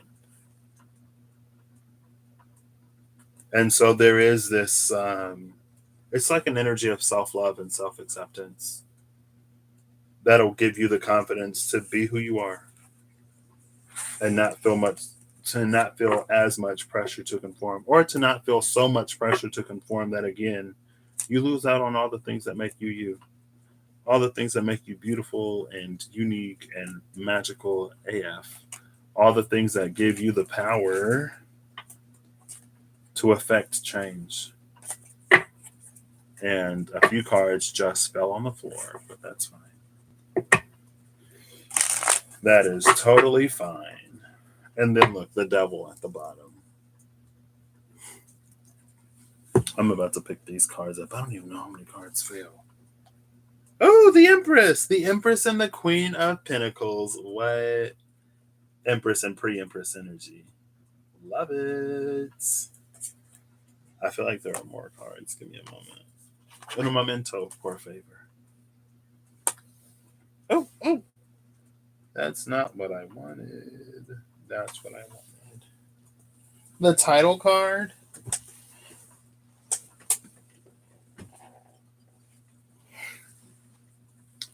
The title card in the Chariot. Okay. Literally blazing trails into the unknown. Previously uncharted territory. Territory that we wouldn't even like. There's uncharted territory that you know is uncharted, And then there's uncharted territory that you don't even know exists because no one's ever even been out that far. And you're like, what do you mean uncharted? Like, I'm literally from there. Born, raised, I can take you right to it. And they're like, oh, it doesn't exist. You're lying. And you're like, okay, well, again, it's like, I said that earlier today to one of my coworkers because I feel like I said something or somebody said something. No, they were conducting an experiment of sorts. And like one person was like, oh, it's supposed to be like this. And the other person was like, I don't know. And then he did it. And she was like, oh, okay. And I was like, seeing is believing. I was just like, seeing is believing. For a lot of people, seeing is going to be believing. So, it's not necessarily your job to give them something to see. But if you do what you do, almost like that Ten of Swords that came out at the end of number one. But if you do what you do well, if you do what is for you to do well, and it's not about necessarily intentionally proving to people. Queen of Wands, Ace of Swords. It's not necessarily about proving to people, but it's like you will be the greatest source of proof that a person would need.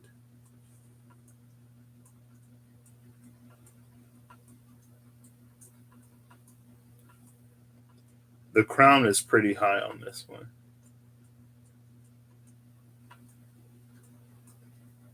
So whenever I look at the Ace of Swords, I like to see the distance between the pommel stone / crossguard, the hilt, the distance between the hilt of the sword and the crown. On this one, the crown is pretty far from the hilt because this is where we hold the sword. So if the crown is all the way up here, it's pretty far from the hand, right? But that just speaks to the depths of what you still have yet to discover or uncover. Bottom of the deck again is that Two of Pentacles. From the foundation of knowing who you are, you can tap into that seed of infinite potentiality. Because again, it's like, it's just what isn't stripped away when we try to conform. It's all the things that you don't lose when you're trying to fit in or be someone or something else. And that can be applicable in any situation, right? That doesn't necessarily have to be you trying to fit into the 3D. That could be you in a spiritual context.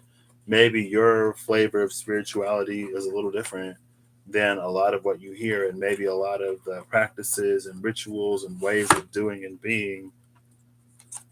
It's like maybe you only get certain results sort of when you do it. And it's because there's something for you that works for you to discover and use and utilize. And then maybe you share it and talk about it, and maybe it works for more people. Again, maybe it doesn't. It's all about what works for you. So that was the second one. The third one, let's see how far you are from the top of the deck. Because I feel like, again, like we haven't gone that deep into this deck. And we already got 2 out of 3, which is cool. So after that is the Page of Cups. And I love this Page of Cups because partially the throat, third eye, the crown, it's all connected to something beyond. Right? You are that page. So don't be afraid to bring whatever you're supposed to bring. I love that for you. Followed by the Knight of Cups, followed by the King of Cups. So it's a pretty, it's almost like once you go down that path, I don't know if it's like one of those things where, I mean, it feels like it's just flow. It's a very fluid magic if you couldn't tell by how it like moved and swirled or whatever. So once you like get into that flow, it feels like it develops fairly rapidly. Page of Cups, Knight of Cups, King of Cups. That takes you back into the page.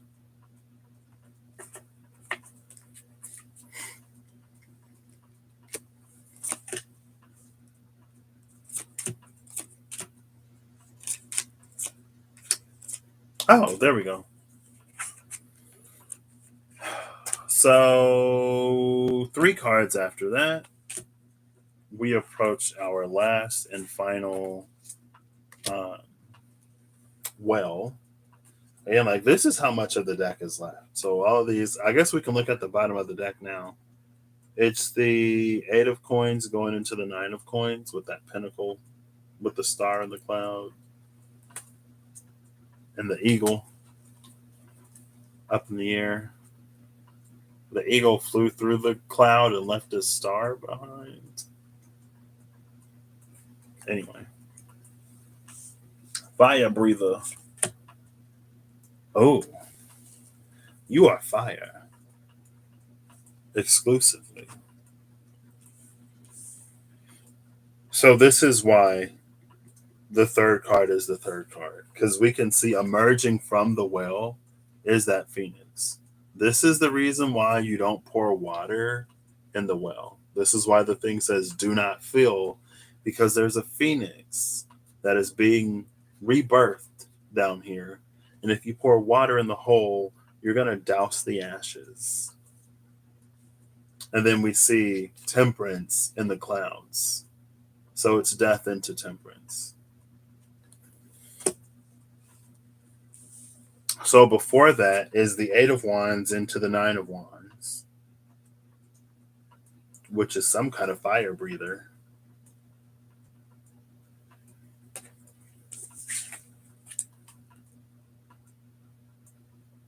And then after, it's the 5 of Wands going into the 6 of Wands. And it's interesting. So the one that is breathing fire before is already recognized. The other is in the space of being sort of recognized and crowned.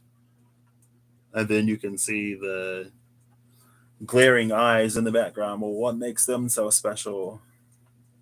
I don't know. Maybe they're born with it. Maybe it's Maybelline. It's not Maybelline, but anything to make them feel better, I guess. If you go out and buy Maybelline cosmetics, you too can look like you were born with it. Or you could, just embrace your natural beauty. You could go for the thing that you were born with and not try to take what someone else was. Because again, like it might not even work for you and you might not even like it. Anyway.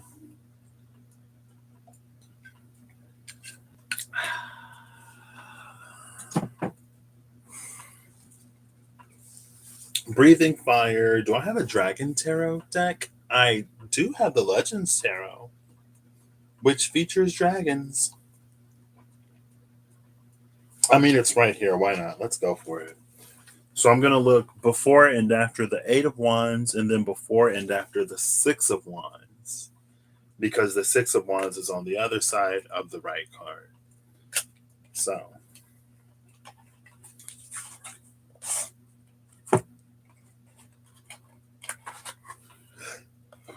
excuse me. Oh, this is Immortals, Phoenix Rising. I was like, Phoenix Rising, that's the thing, right? Yeah, it's Immortals, Phoenix Rising. Oh, look, Temperance is at the top of the deck. Love that. Still going to shuffle it.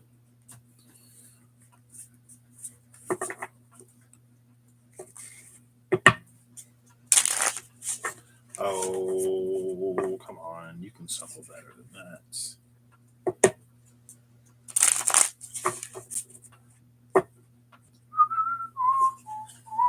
These two characters appear in the Journey of Wands. These two characters appear. We actually see her. So in pile 1 or in the first well, she's the one who was the knight. Maybe it's a relative. Maybe it's a descendant. Who knows? The one who walked into that door who had just graduated, right? But it's like while he was asleep, she was doing whatever because like he's asleep down there, which is why in this card like she's already crowned and he's receiving his. Um, ooh. We have the King of Wands and the Tower.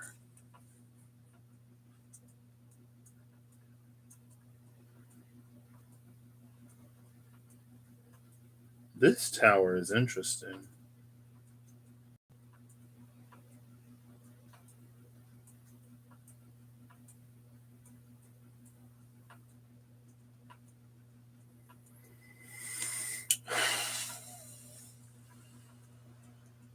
King of Wands and the Tower. Look, the horn glows as just like the tip of the sword. And they're both this greenish color. So green is like the heart chakra.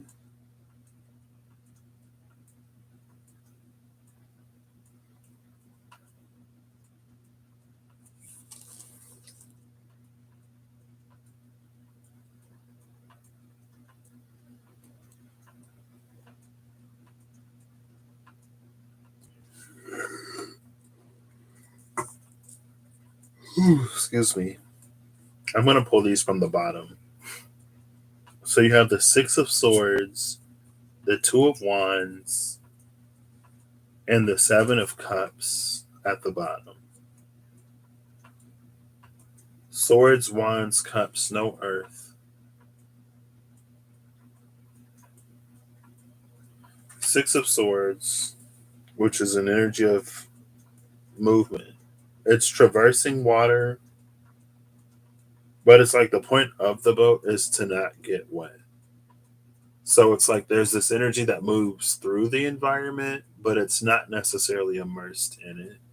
But it does utilize the environment to propel itself forward in some kind of way. And then we have the Two of Wands.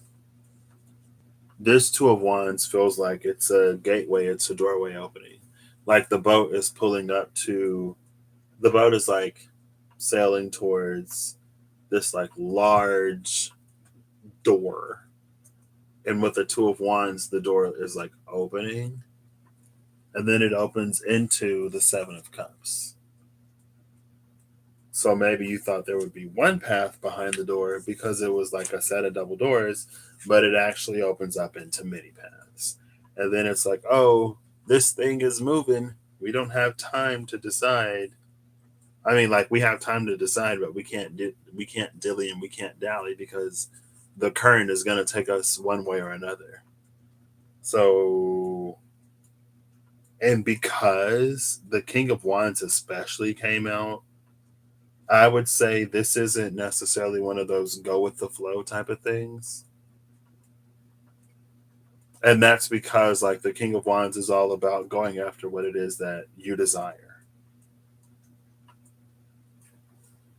And so it's to have, I don't want to say to have direction, but it's to act in a way to see that your desire is met rather than to like leave it up to chance or to leave it up to fate. You know what I mean? But maybe not. Let's keep going. I'm looking for the Eight of Wands, Six of Wands. The Eight and the Six of Wands. Six and the Eight of Wands.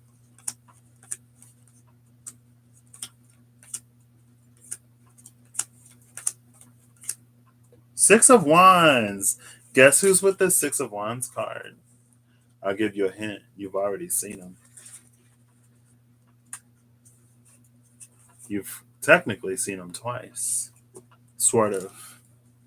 Temperance, Six of Wands, Eight of Pentacles.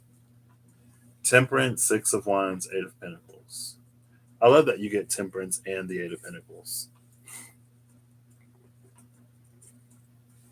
I kind of, so with the Eight of Pentacles coming out with Temperance, it's like it's not for you to be doing nothing while you're waiting. Like there's something that you are mastering here. And once you reach a certain level of proficiency, you'll be glad that you did.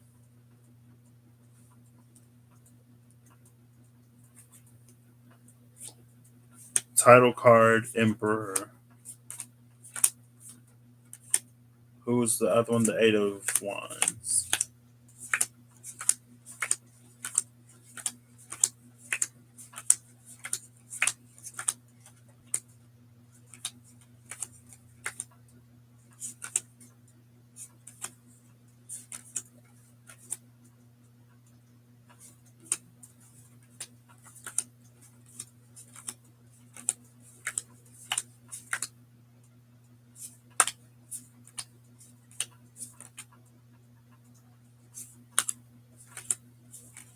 Eight of Wands.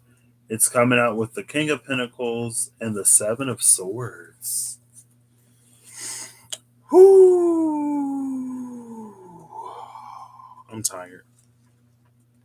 King of Wands, Seven of Swords.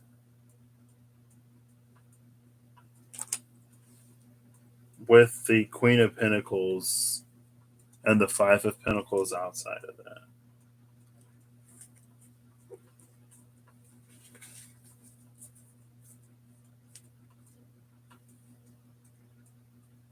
No, that's not it. Oh, they're right here. Okay.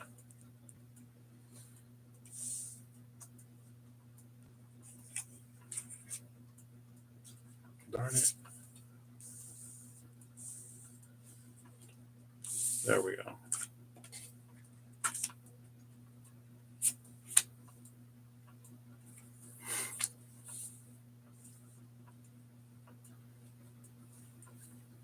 This ended up being kind of Pentacles heavy.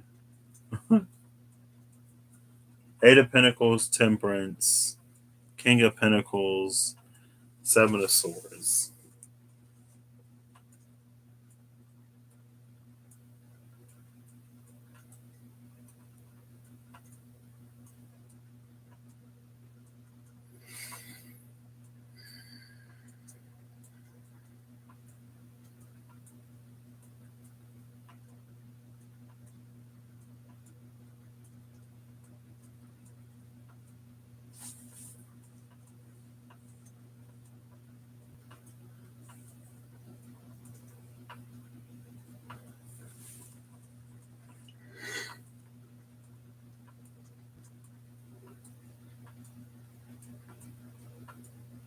The King of Pentacles and Seven of Swords feels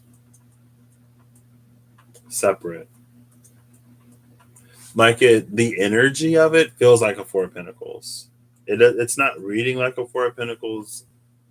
Maybe it's because of all of these eyes in the back. Maybe these make it feel like a Four of Pentacles, but it doesn't feel like the King of. It doesn't feel like the King of Pentacles is involved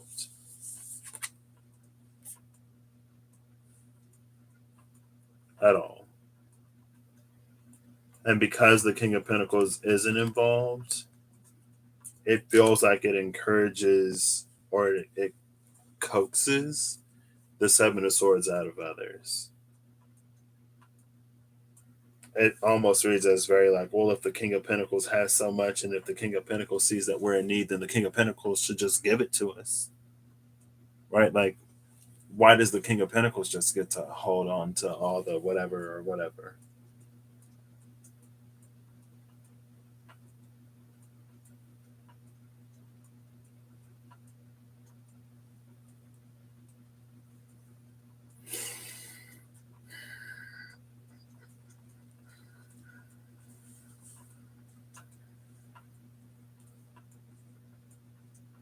This technically goes over here because it's clarifying this. And this comes over here because it's clarifying that. What's interesting about this deck is, though, it's like everything is a pentacle. Everything is a coin. I don't have any cups on the table, but I'm pretty sure those are coins too. Everything is a coin. That's literally a pentacle. But it's the suit of pentacles. But in that, there's this purple butterfly that casts a shadow, which is interesting.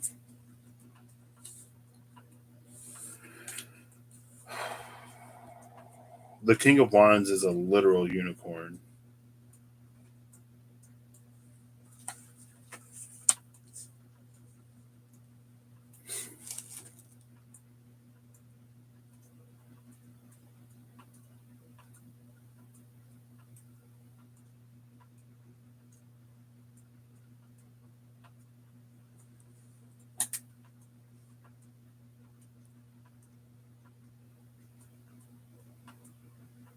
I feel like what's interesting is though it's almost like you could be the type of person that does like give a lot of yourself.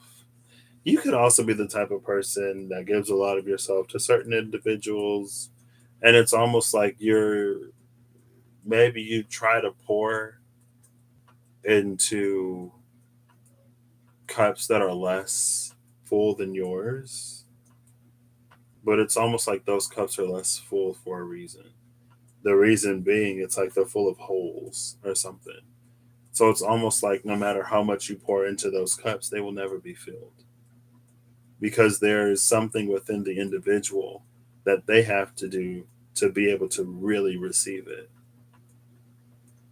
And it's easy to be a person on the sidelines mad at somebody else who's in a season of achievement and accomplishment and everything else. It's easy to dismiss, minimize, or not even think of what the person that is on the block to receive had to go through in order to receive what they're receiving. And it's easy to like not overemphasize, but it's almost like this assumption that it can be really easy to have like, oh well that person is doing this and doing that because they didn't have to go through what I'm going through. The whole time they could have gone through something much worse. You know what I mean? Also, they could have not gone through what you went through. That's not the point. That's not the purpose. Because ultimately, at the end of the day, it's like almost like that last one. No matter what anyone else goes through or experiences, we have to deal with what we go through and experience to get where we want to go. Taking it away from somebody else isn't necessarily going to get us what we want. That's not really how things work. And scarcity and lack, yeah, sure, because there's not enough to go around. There is almost an energy of entitlement here, though, an entitlement to this King of Pentacles, which is weird. And again, it's like the person that is already crowned is the person who was out here breathing the fire while dude was asleep. And then he's like, well, why didn't I get a crown? I was there. Why do I have to go out and do more? It was like, girl, you were there, yeah, but you were asleep. Hello? Like, what did you do?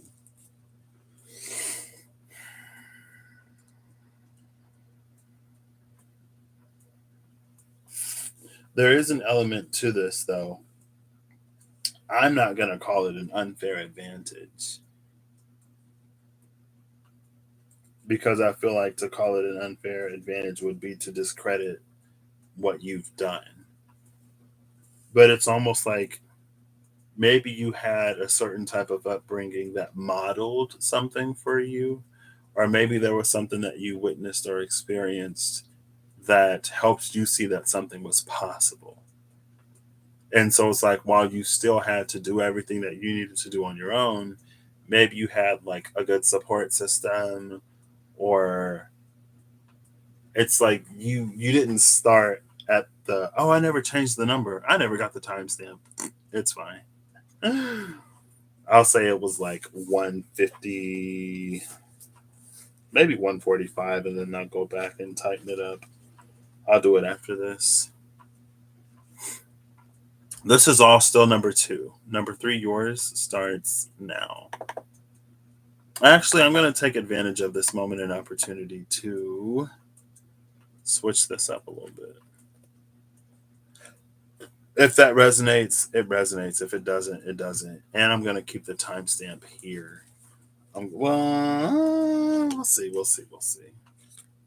I'll say 205. Uh, I'll do 145 and we'll go back and we'll see.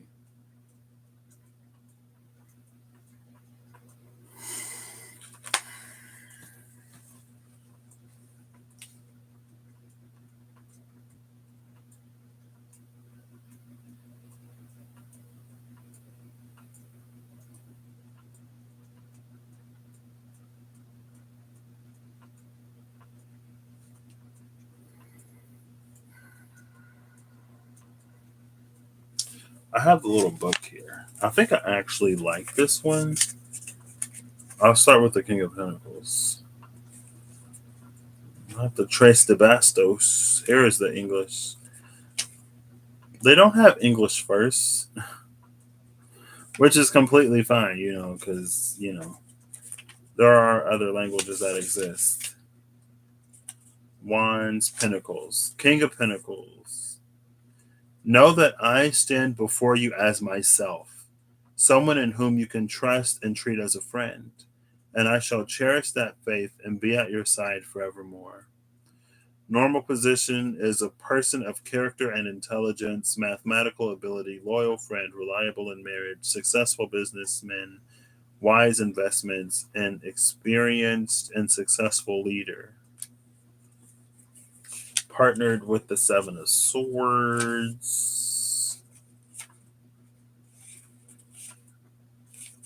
Where are the swords?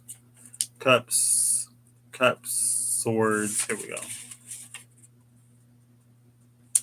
They say that no problem is solved by running away from it, and by doing so today, your actions have brought dishonor on all that stood by you. Normal position is new plans, wishes, efforts, perseverance, attempt, fantasy. No problem is solved by running. No problem is solved by running away from it. Is the Seven of Swords, and this is literally about how like the King of Pentacles would never run away. And again, like there's the one who's doing the thing, and then there's the one who's not doing the thing. So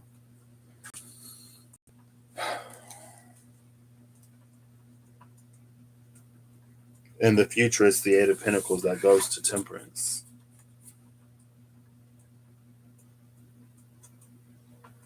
And so it feels like this one is weird because the energy of like how you are perceived is so like here.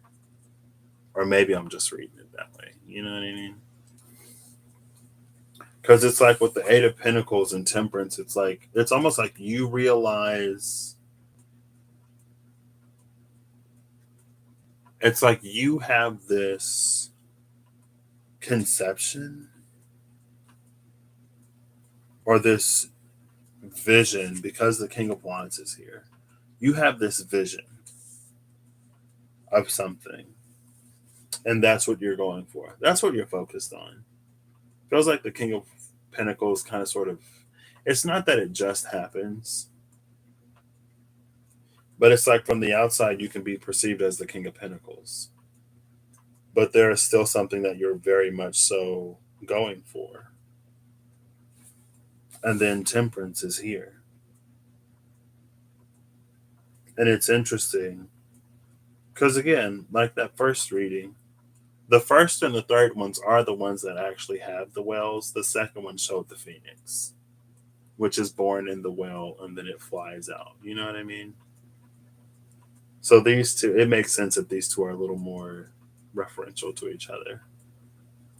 But that Nine of Wands that came out after the first one and before the second, and I was like, this is what they discovered while they were in that dark forest. Sometimes it has to be that dark for you to see what was within you all along. This thing that they found, it's the same thing in this Temperance card.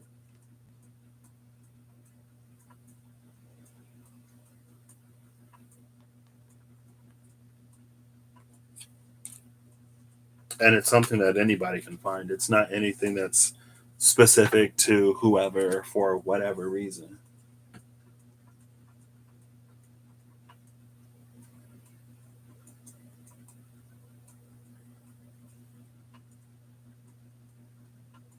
It is interesting though, because it feels like I don't even necessarily know where you are. Like it feels like you're already this phoenix, like flying above all of it, like off on to the next thing for you. And so I guess I don't know if you are encountering challenge with people in your day to day life or whatever.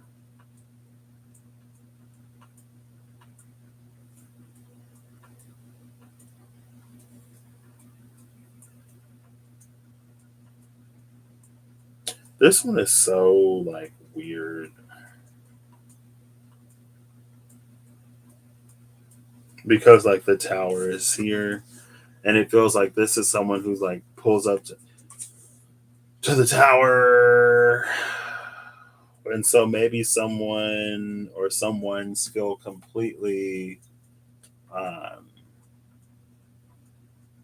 like it feels like a huge misunderstanding. And it feels like with that tower card, it's like someone thinks that they're doing the right thing by doing whatever, but it's like,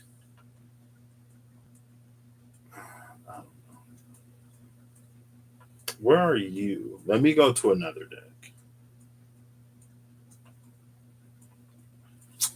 So, with her energy, because I would say like this is all. It's a lot of like what two was, and you sort of like doing your own thing and discovering and tapping into. That's kind of sort of been a theme because that was even present in the first one, like you doing your own thing, discovering who you are, moving in that, and as you move in that, you learn about who. It's almost like you learn more about what the world can be and what life can be like in that truer, more genuine, authentic expression of who you are, because you interact with life in a way that is much deeper and much in tune, much more in tune with intrinsic energies rather than a very like quid pro quo, tit for tat, what can I do to get this thing, more service level interaction with universal forces,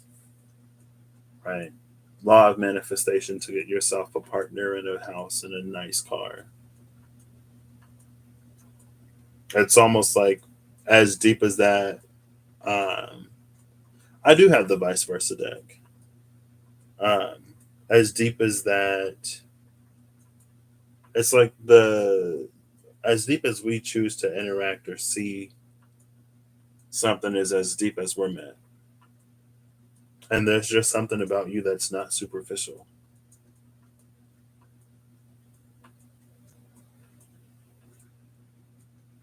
Like you're the unicorn, you're this weird whatever this is, fairy man person,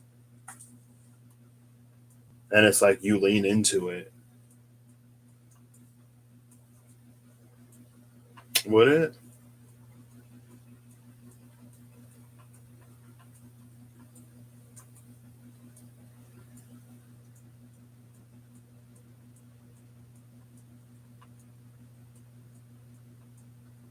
I might just leave it here. Like it is what it is.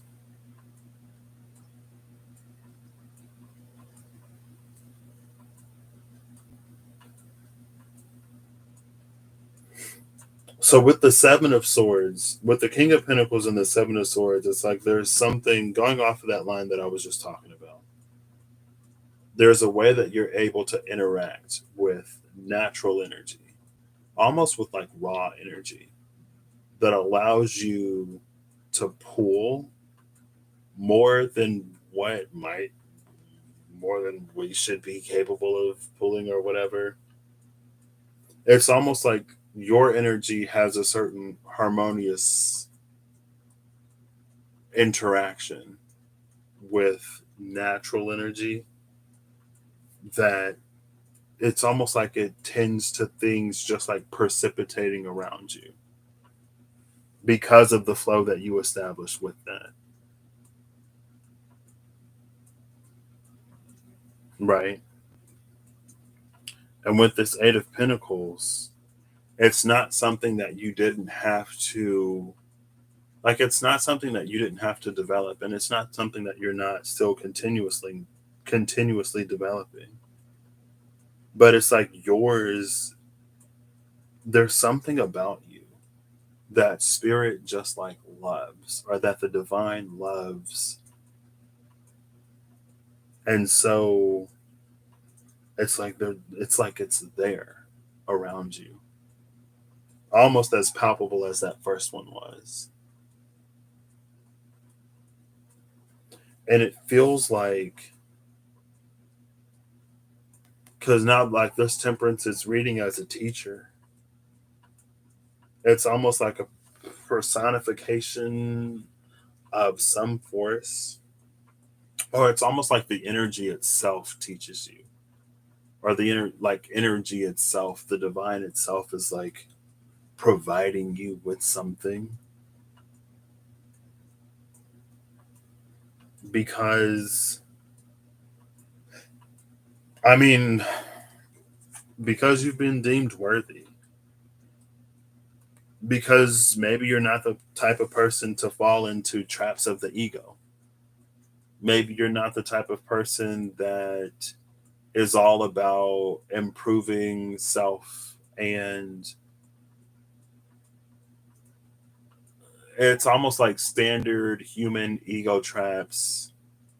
It's not that you're immune to them. It's just like it doesn't hold you.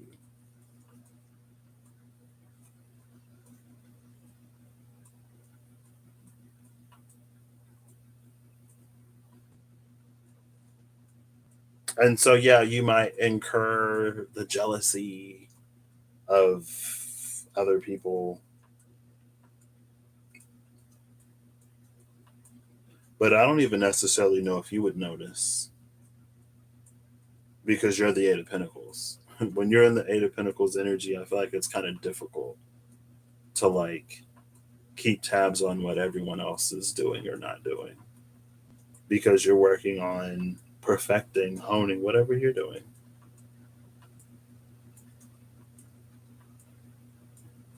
And so something is actually being presented to you.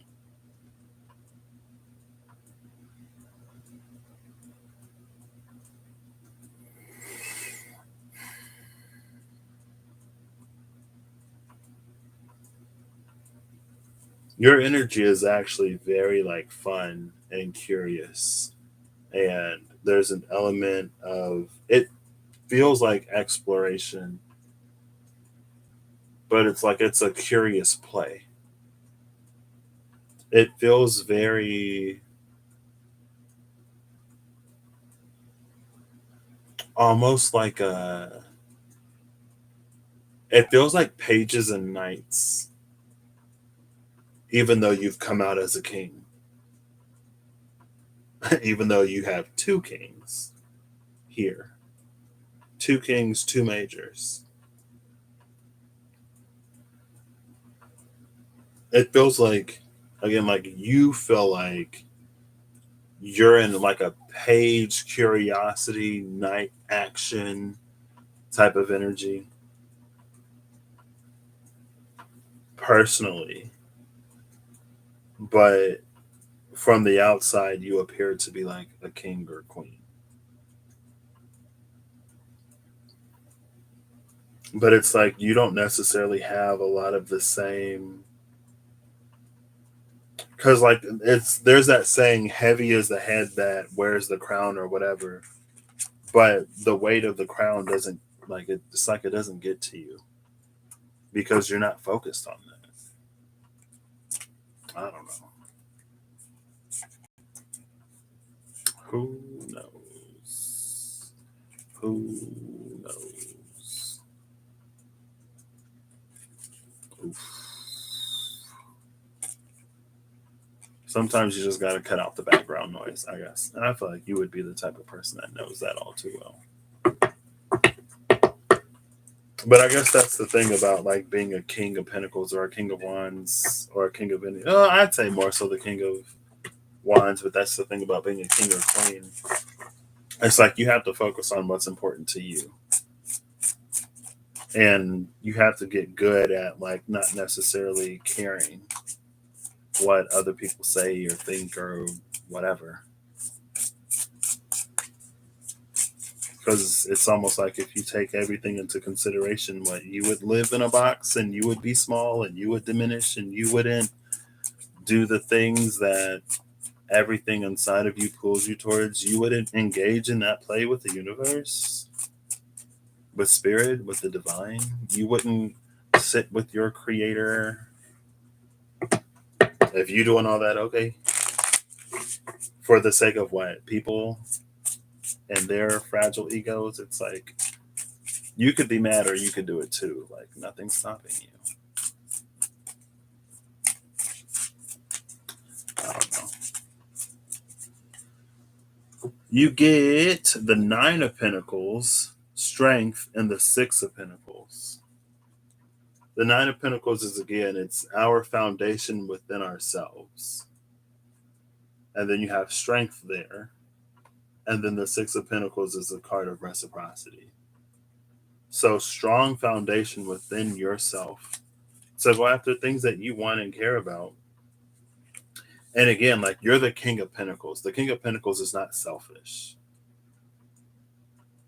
The King of Wands can be, but the King of Wands isn't inherently selfish, especially when he's not in his shadow.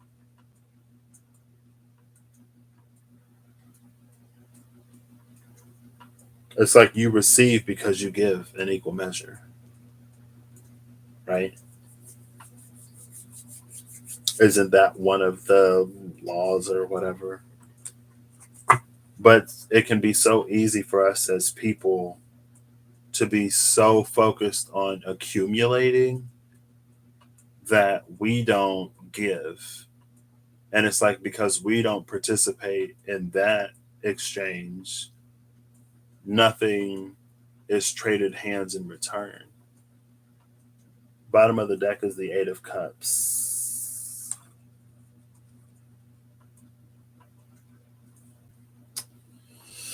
The Eight of Cups, Eight of Cups, Eight of Cups, Eight of Cups, Eight of Cups. The Eight of Cups is a card of spiritual journeys.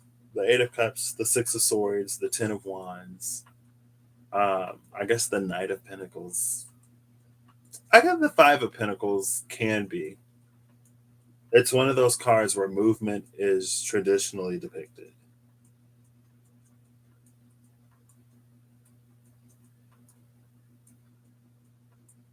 The Eight of Cups, because there's a lot of earth here. But this Eight of Cups, it's like the movement that you like. It feels like there's it introduces an element of feeling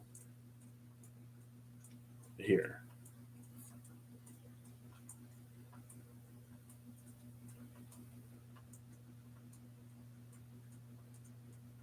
And I guess to that point, it's interesting that it does pop up so pentacles.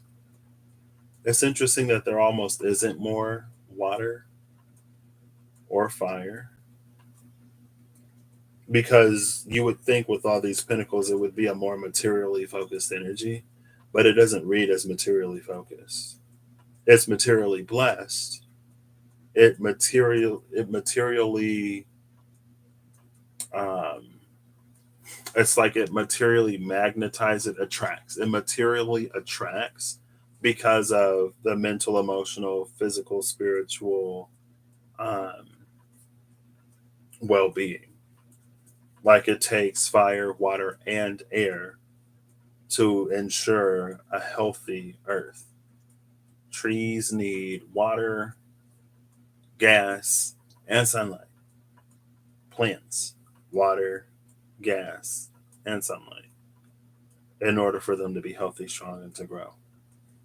So again, it's like there's this implied there's this greater implied harmony with your energy that could be really easy to miss from the outside.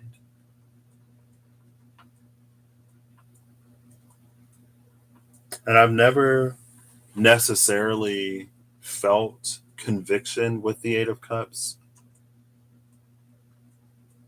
but it's almost like it's so key to that energy. Because why else would you leave everything that is of comfort? You know what I mean? How else would you gather the strength to do it if there weren't for some kind of conviction or if there weren't for some kind of reason? I don't know. I don't know. I don't know. I don't know. Yours is interesting. Yours is more interesting than I may ever know. And that's between you and your creator, the divine spirit, your ancestors, whoever, whatever you're working with. But those energies work with you for a reason.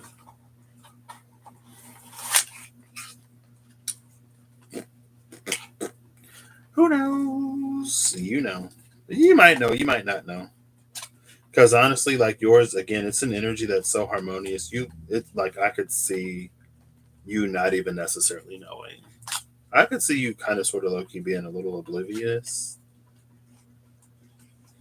And maybe that's why, again, with that like Seven of Swords energy and with all of these glaring eyes and the Five of Swords, maybe it's like other people like, oh my gosh, like they don't even know what they're doing and they're doing this. They don't even know that blah, blah, blah, blah, blah, blah, blah, blah, blah, blah, blah. And I've been working so hard to do, do, do, do, do, do, do, do, do, do. And they just get it. It's like, I don't know if anybody just gets it. I don't know if life is necessarily easy for anybody. Even those who are well off can still face difficulty and challenge in life. You know what I mean? Maybe you trade one set of challenges and struggles for another, but it's not that anyone necessarily goes completely scot free. Not to say that some paths aren't more difficult in a more objective way.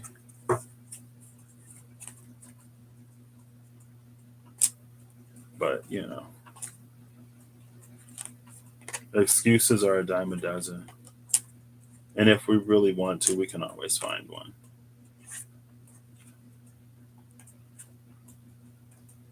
Right? I mean, yours is literally the phoenix reborn from the ashes. So I mean, you were probably a pile of ash at some point before you became that glorious phoenix that burns across the sky. I'm almost surprised. Ooh, the sun at the cut. There you go. I was gonna say I'm almost surprised there's no like chariot energy because of Apollo pulling the whatever. So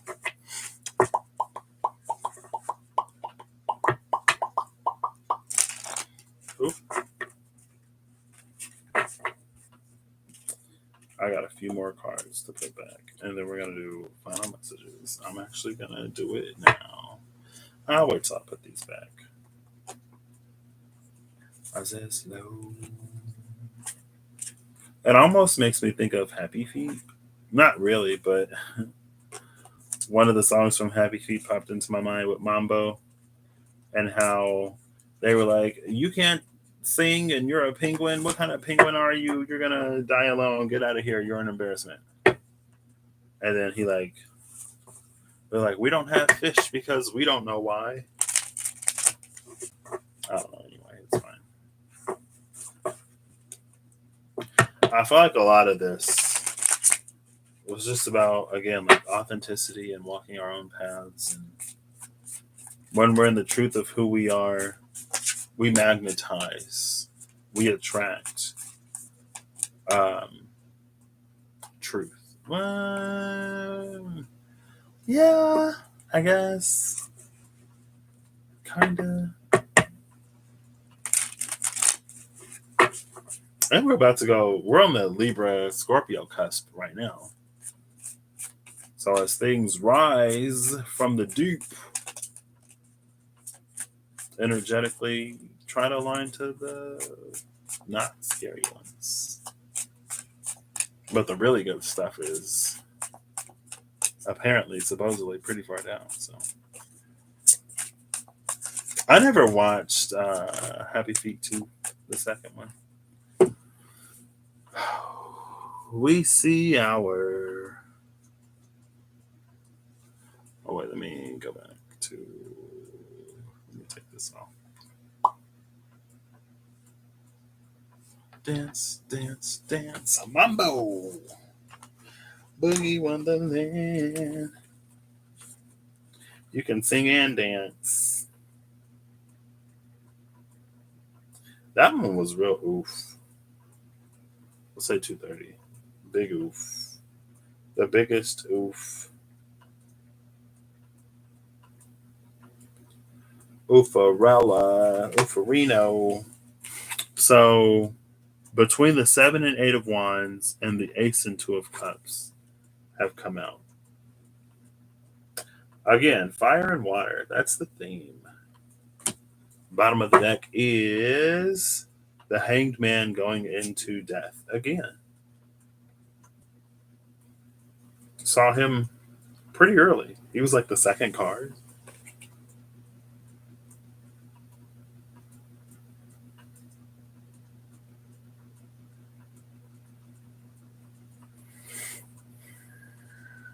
This, like, it makes me think of the deck of many fates and the deck of many things and many fates. With the Scorpion who infected us with the fear of the dragon, and so the Vizier had to send the knight with the sword that was forged in dragon flame. And it's like this very crafty roundabout way of getting us to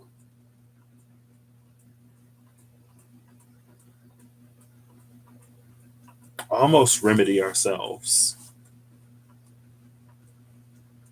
to take the medicine. So it's like, a spoonful of sugar helps the medicine go down.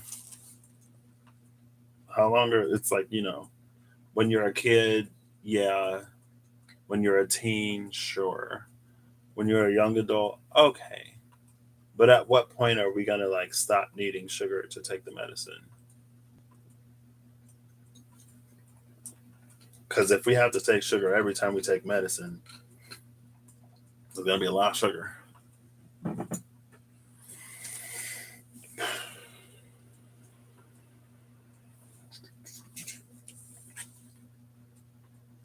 I actually like this. Between the Ace and the Two of Cups. The Ace of Cups in the Wild Unknown Tarot is the wellspring, which is the well, I guess. And so this is someone. It's like as this person is filling their cup at the well, there's this energy on the other side that is standing and watching. This feels like some aspect of spirit, some way, shape, form, guide, ancestor, angel, guardian angel, whatever.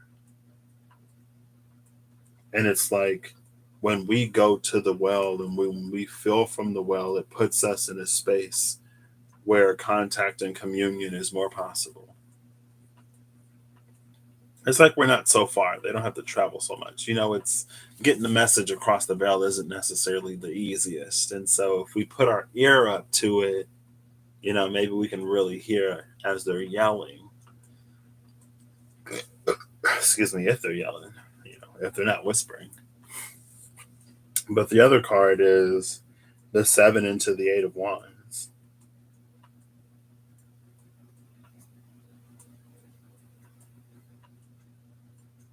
The 8 of Wands is gorgeous for its celerity, for the quickness of what it is.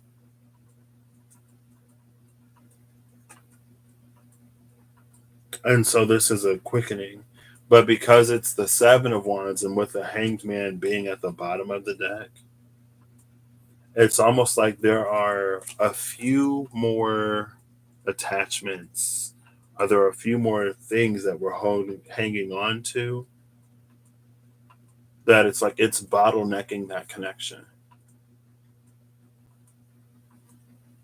And so in order to like speed things up and to expedite things and in order to give us just, it feels like an overall peace of mind or a better experience overall, there are things that we're being challenged to let go of. And it's a purifying fire. And that's what I was thinking about earlier. For some reason, I was thinking about how, because I was talking about this like mystic Libra season that's very like alchemical in a way. Because for a hot second, it's been water, temperance, fire. Or like if I see water, like there'll be fire at the bottom of the deck, or vice versa. And so it was like, with an understanding of universal law, if we want water, we can provide more fire and then let the natural ways of the universe compensate that fire with water, right? So it's like air and earth is easy. It's like if you want more money, get better business sense, right? So as you're getting more air, more knowledge, more information, more sort of like tactics and analytics and stuff, then that can lead to an increase in finances. And so it's almost like with water and fire, there's a certain amount of daring, or there's a certain amount of action, there's a certain amount of something that has to be held within self in order to communicate that we're ready to receive more of that water, that we're ready for an increase in intimacy or connection or whatever, and vice versa, right? The more comfortable you are in a situation, the better the overall water vibe is, the more fire you can accommodate without necessarily having to try to like snuff it or it not get too hot or whatever. Like one gives space and allowance for the other. Now, when you start getting into like fire and air, fire and air is easy. Like earth and water are easy because they're already sort of more on the same sort of frequency bandwidth.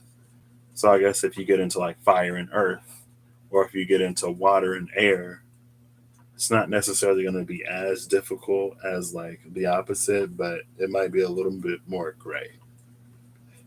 It might be harder to see the connection. But anyway, again, it's like this is water and fire. And it feels like the Seven of Wands is an avoidance to whatever this Hanged Man is.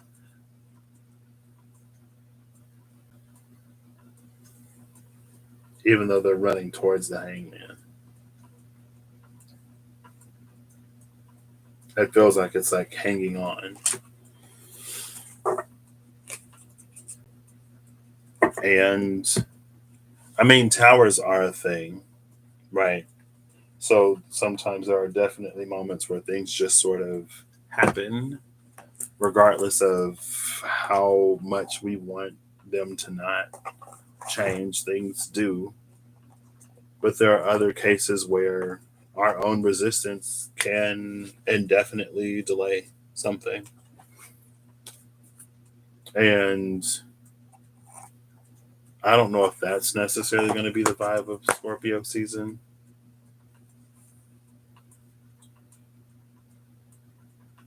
Let's go. I'll pull one card from the Tarot of the Abyss because it's the Abyss. Scorpio and the Abyss makes sense, right?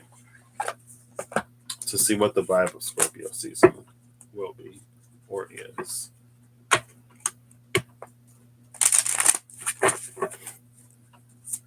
Oh, that was quick. Flipped over in the deck. How many cards? 2 cards. We got the Five of Cups and the Tower.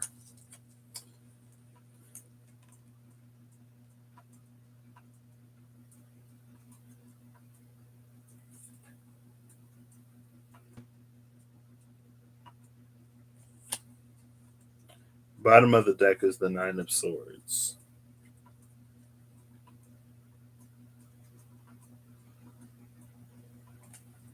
I feel like it doesn't have to be bad, but those cards are tough.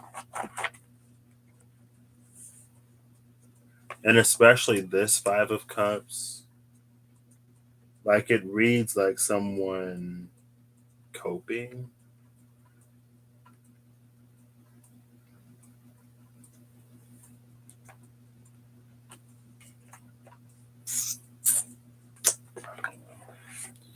That's one of those. Let's just set it aside. I don't know. I kind of don't. Ooh, wait, where's the. Let's see. Let's end with one of these. Not you. Not you. But you. You should be right here. Oh! The cards almost, all of the cards almost fell out of the box. I'm going to end with a happy tarot card because I need it. Because I don't want to end this like this. You know what I mean? Feels kind of low. Feels kind of. I mean, it kind of sort of is what it is, right? If it don't resonate, don't take it by all means. Feel free to not, because I mean, while the energy itself was gorgeous, I don't know. Happy Tarot, give us not Bixby. I didn't understand that. Bixby really be trying it. You would think I turned it off by now, but there we go. Who are you? It is the Page of Pentacles.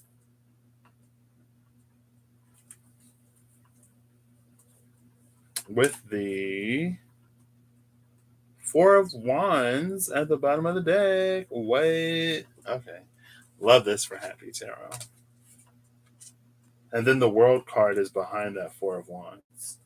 What's interesting about the World card behind the Four of Wands is like this minor life achievement, this minor milestone actually portends something much, much, much greater.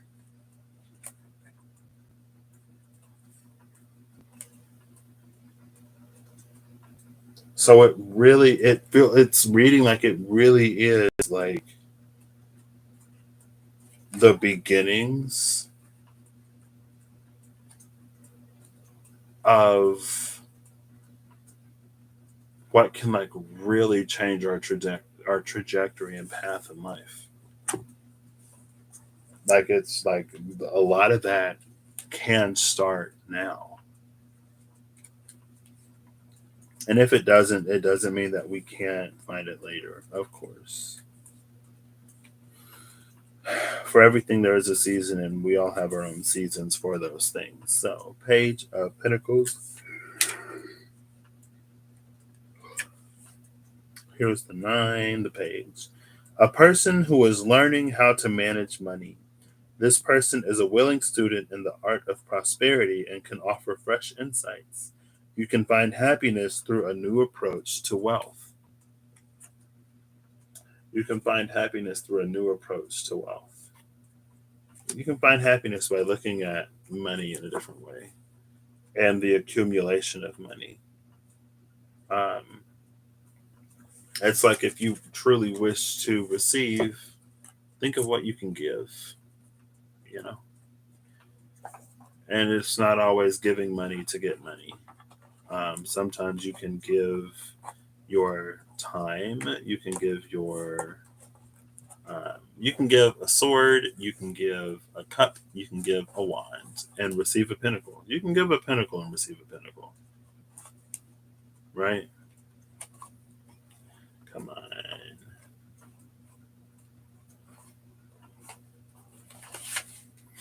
But yeah, there's something about, again, it was what? Lafruma, Offerlagu, and Ethel. It's not like I haven't sat with every single rune necessarily. So the Fruma is like the closest runic energy that I can find or that immediately comes to mind. But and like it's not stankness because it's not testing. That's Offerlagu.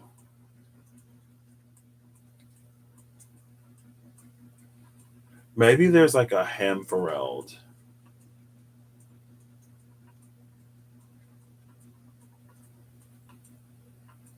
Afterthought? I don't know. Anyway, it's fine. I hope y'all have an amazing whenever you see this. I hope you're acting one to take all that you wish to experience your reality. Thank you, Holly, Ariel, and Matthew for coming in. That third one really just like oof. But happy again, like Happy Tarot was like golden moment, golden opportunity.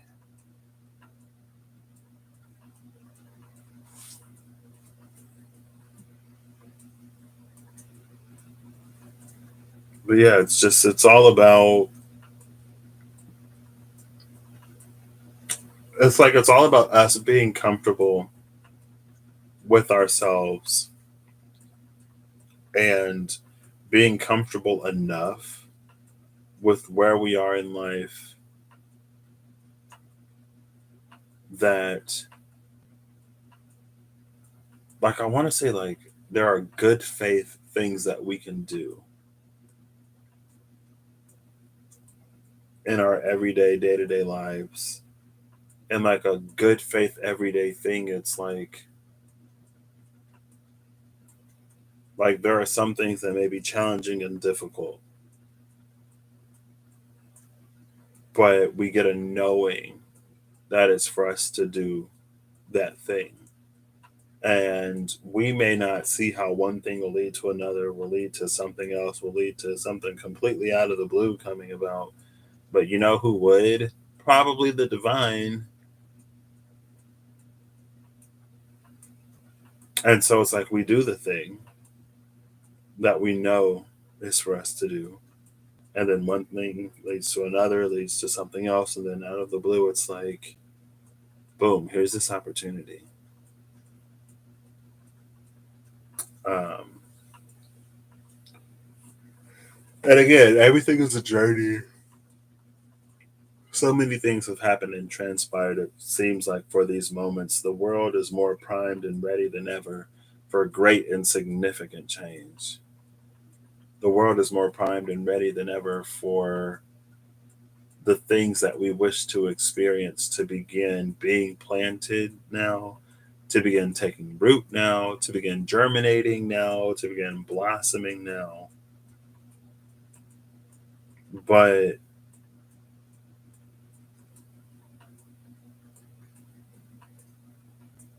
it's almost like our, I don't want to say our adherence to the past.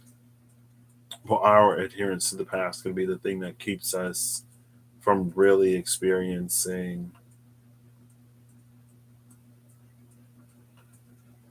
what's to come because of the things that we don't do.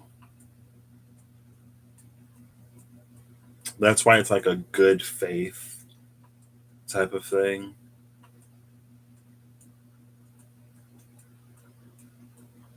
And it's like I don't know, again, it's like it's partially good faith because of like it feels like it has the power to multiply many fold. But at the same time, it feels very necessary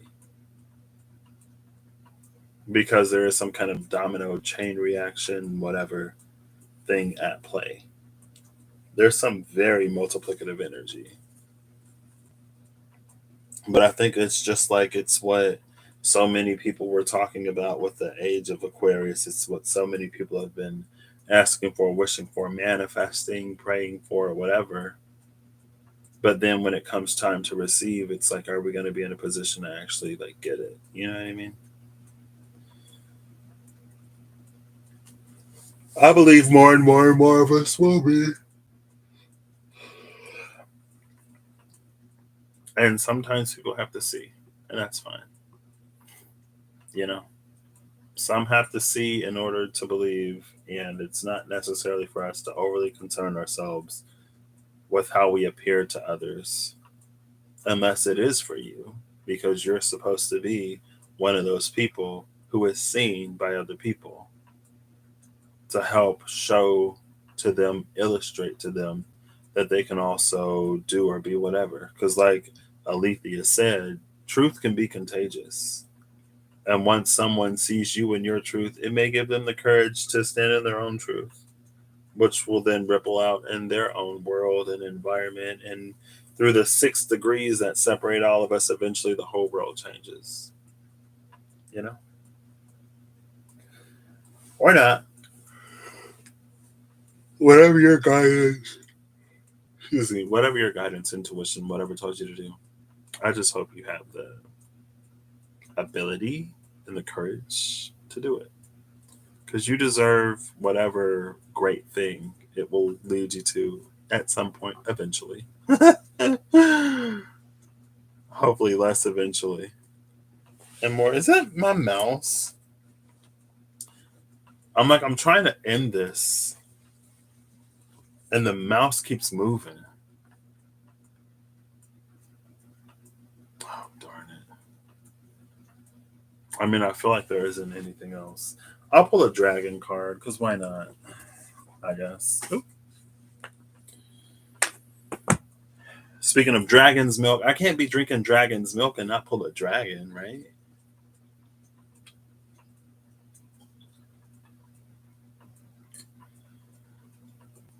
Ooh. Oh, guess I gotta finish it now. It's a little too warm today. It was like the perfect temperature yesterday. I was like, oh, it's the title card dragon. No, it's just the book in the box. So, whose milk am I drinking today? I'm kidding. I wouldn't be almost like, I think there's a, I don't want to. Let's see. Who is coming forward today? Who, if anyone, um, wants to validate, clarify, stand by this message? Ooh. One of them just like fell out face down. Like, don't tell anybody I'm endorsing this, but okay, I agree. The Black Dragon cocoons you so that your divine potential grows. Cocoons you so that your divine potential grows.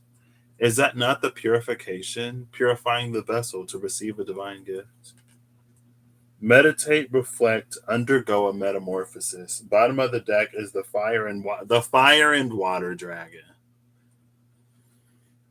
Enables your life to flow with loving force. Prepare for change and to move forward quickly. Expect the unexpected and have fun. Love that. Okay. All right. Not gonna lie, when I saw Black Dragon, because some stuff be like, oh, black this, black that. Oh, it's evil.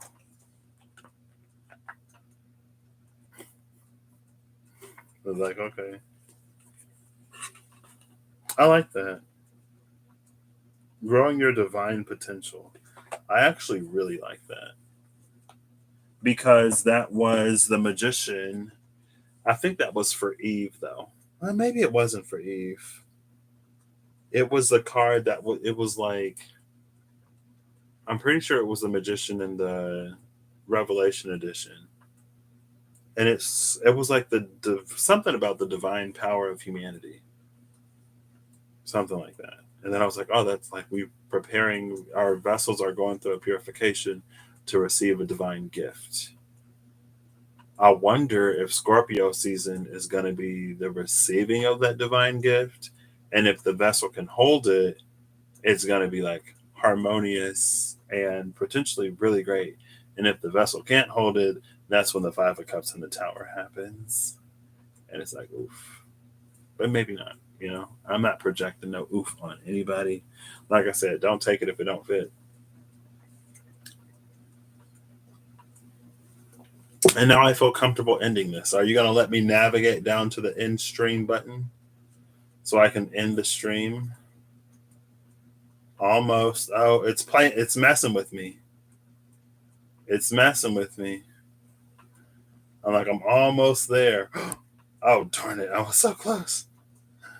I was so close to clicking the end stream. Oh! Now it's a game. Now it's fun. I'm not going to lose. Oh, come on. I was on, that was end screen all day. Oh, all right. Now what's a pain is I got to click end stream twice because then I have to confirm that it's ending. I'm going to give this like one more try and then I'm just going to find that mouse. If I press escape, that doesn't do anything. Okay, fine. The mouse is on the floor. All right. Bye.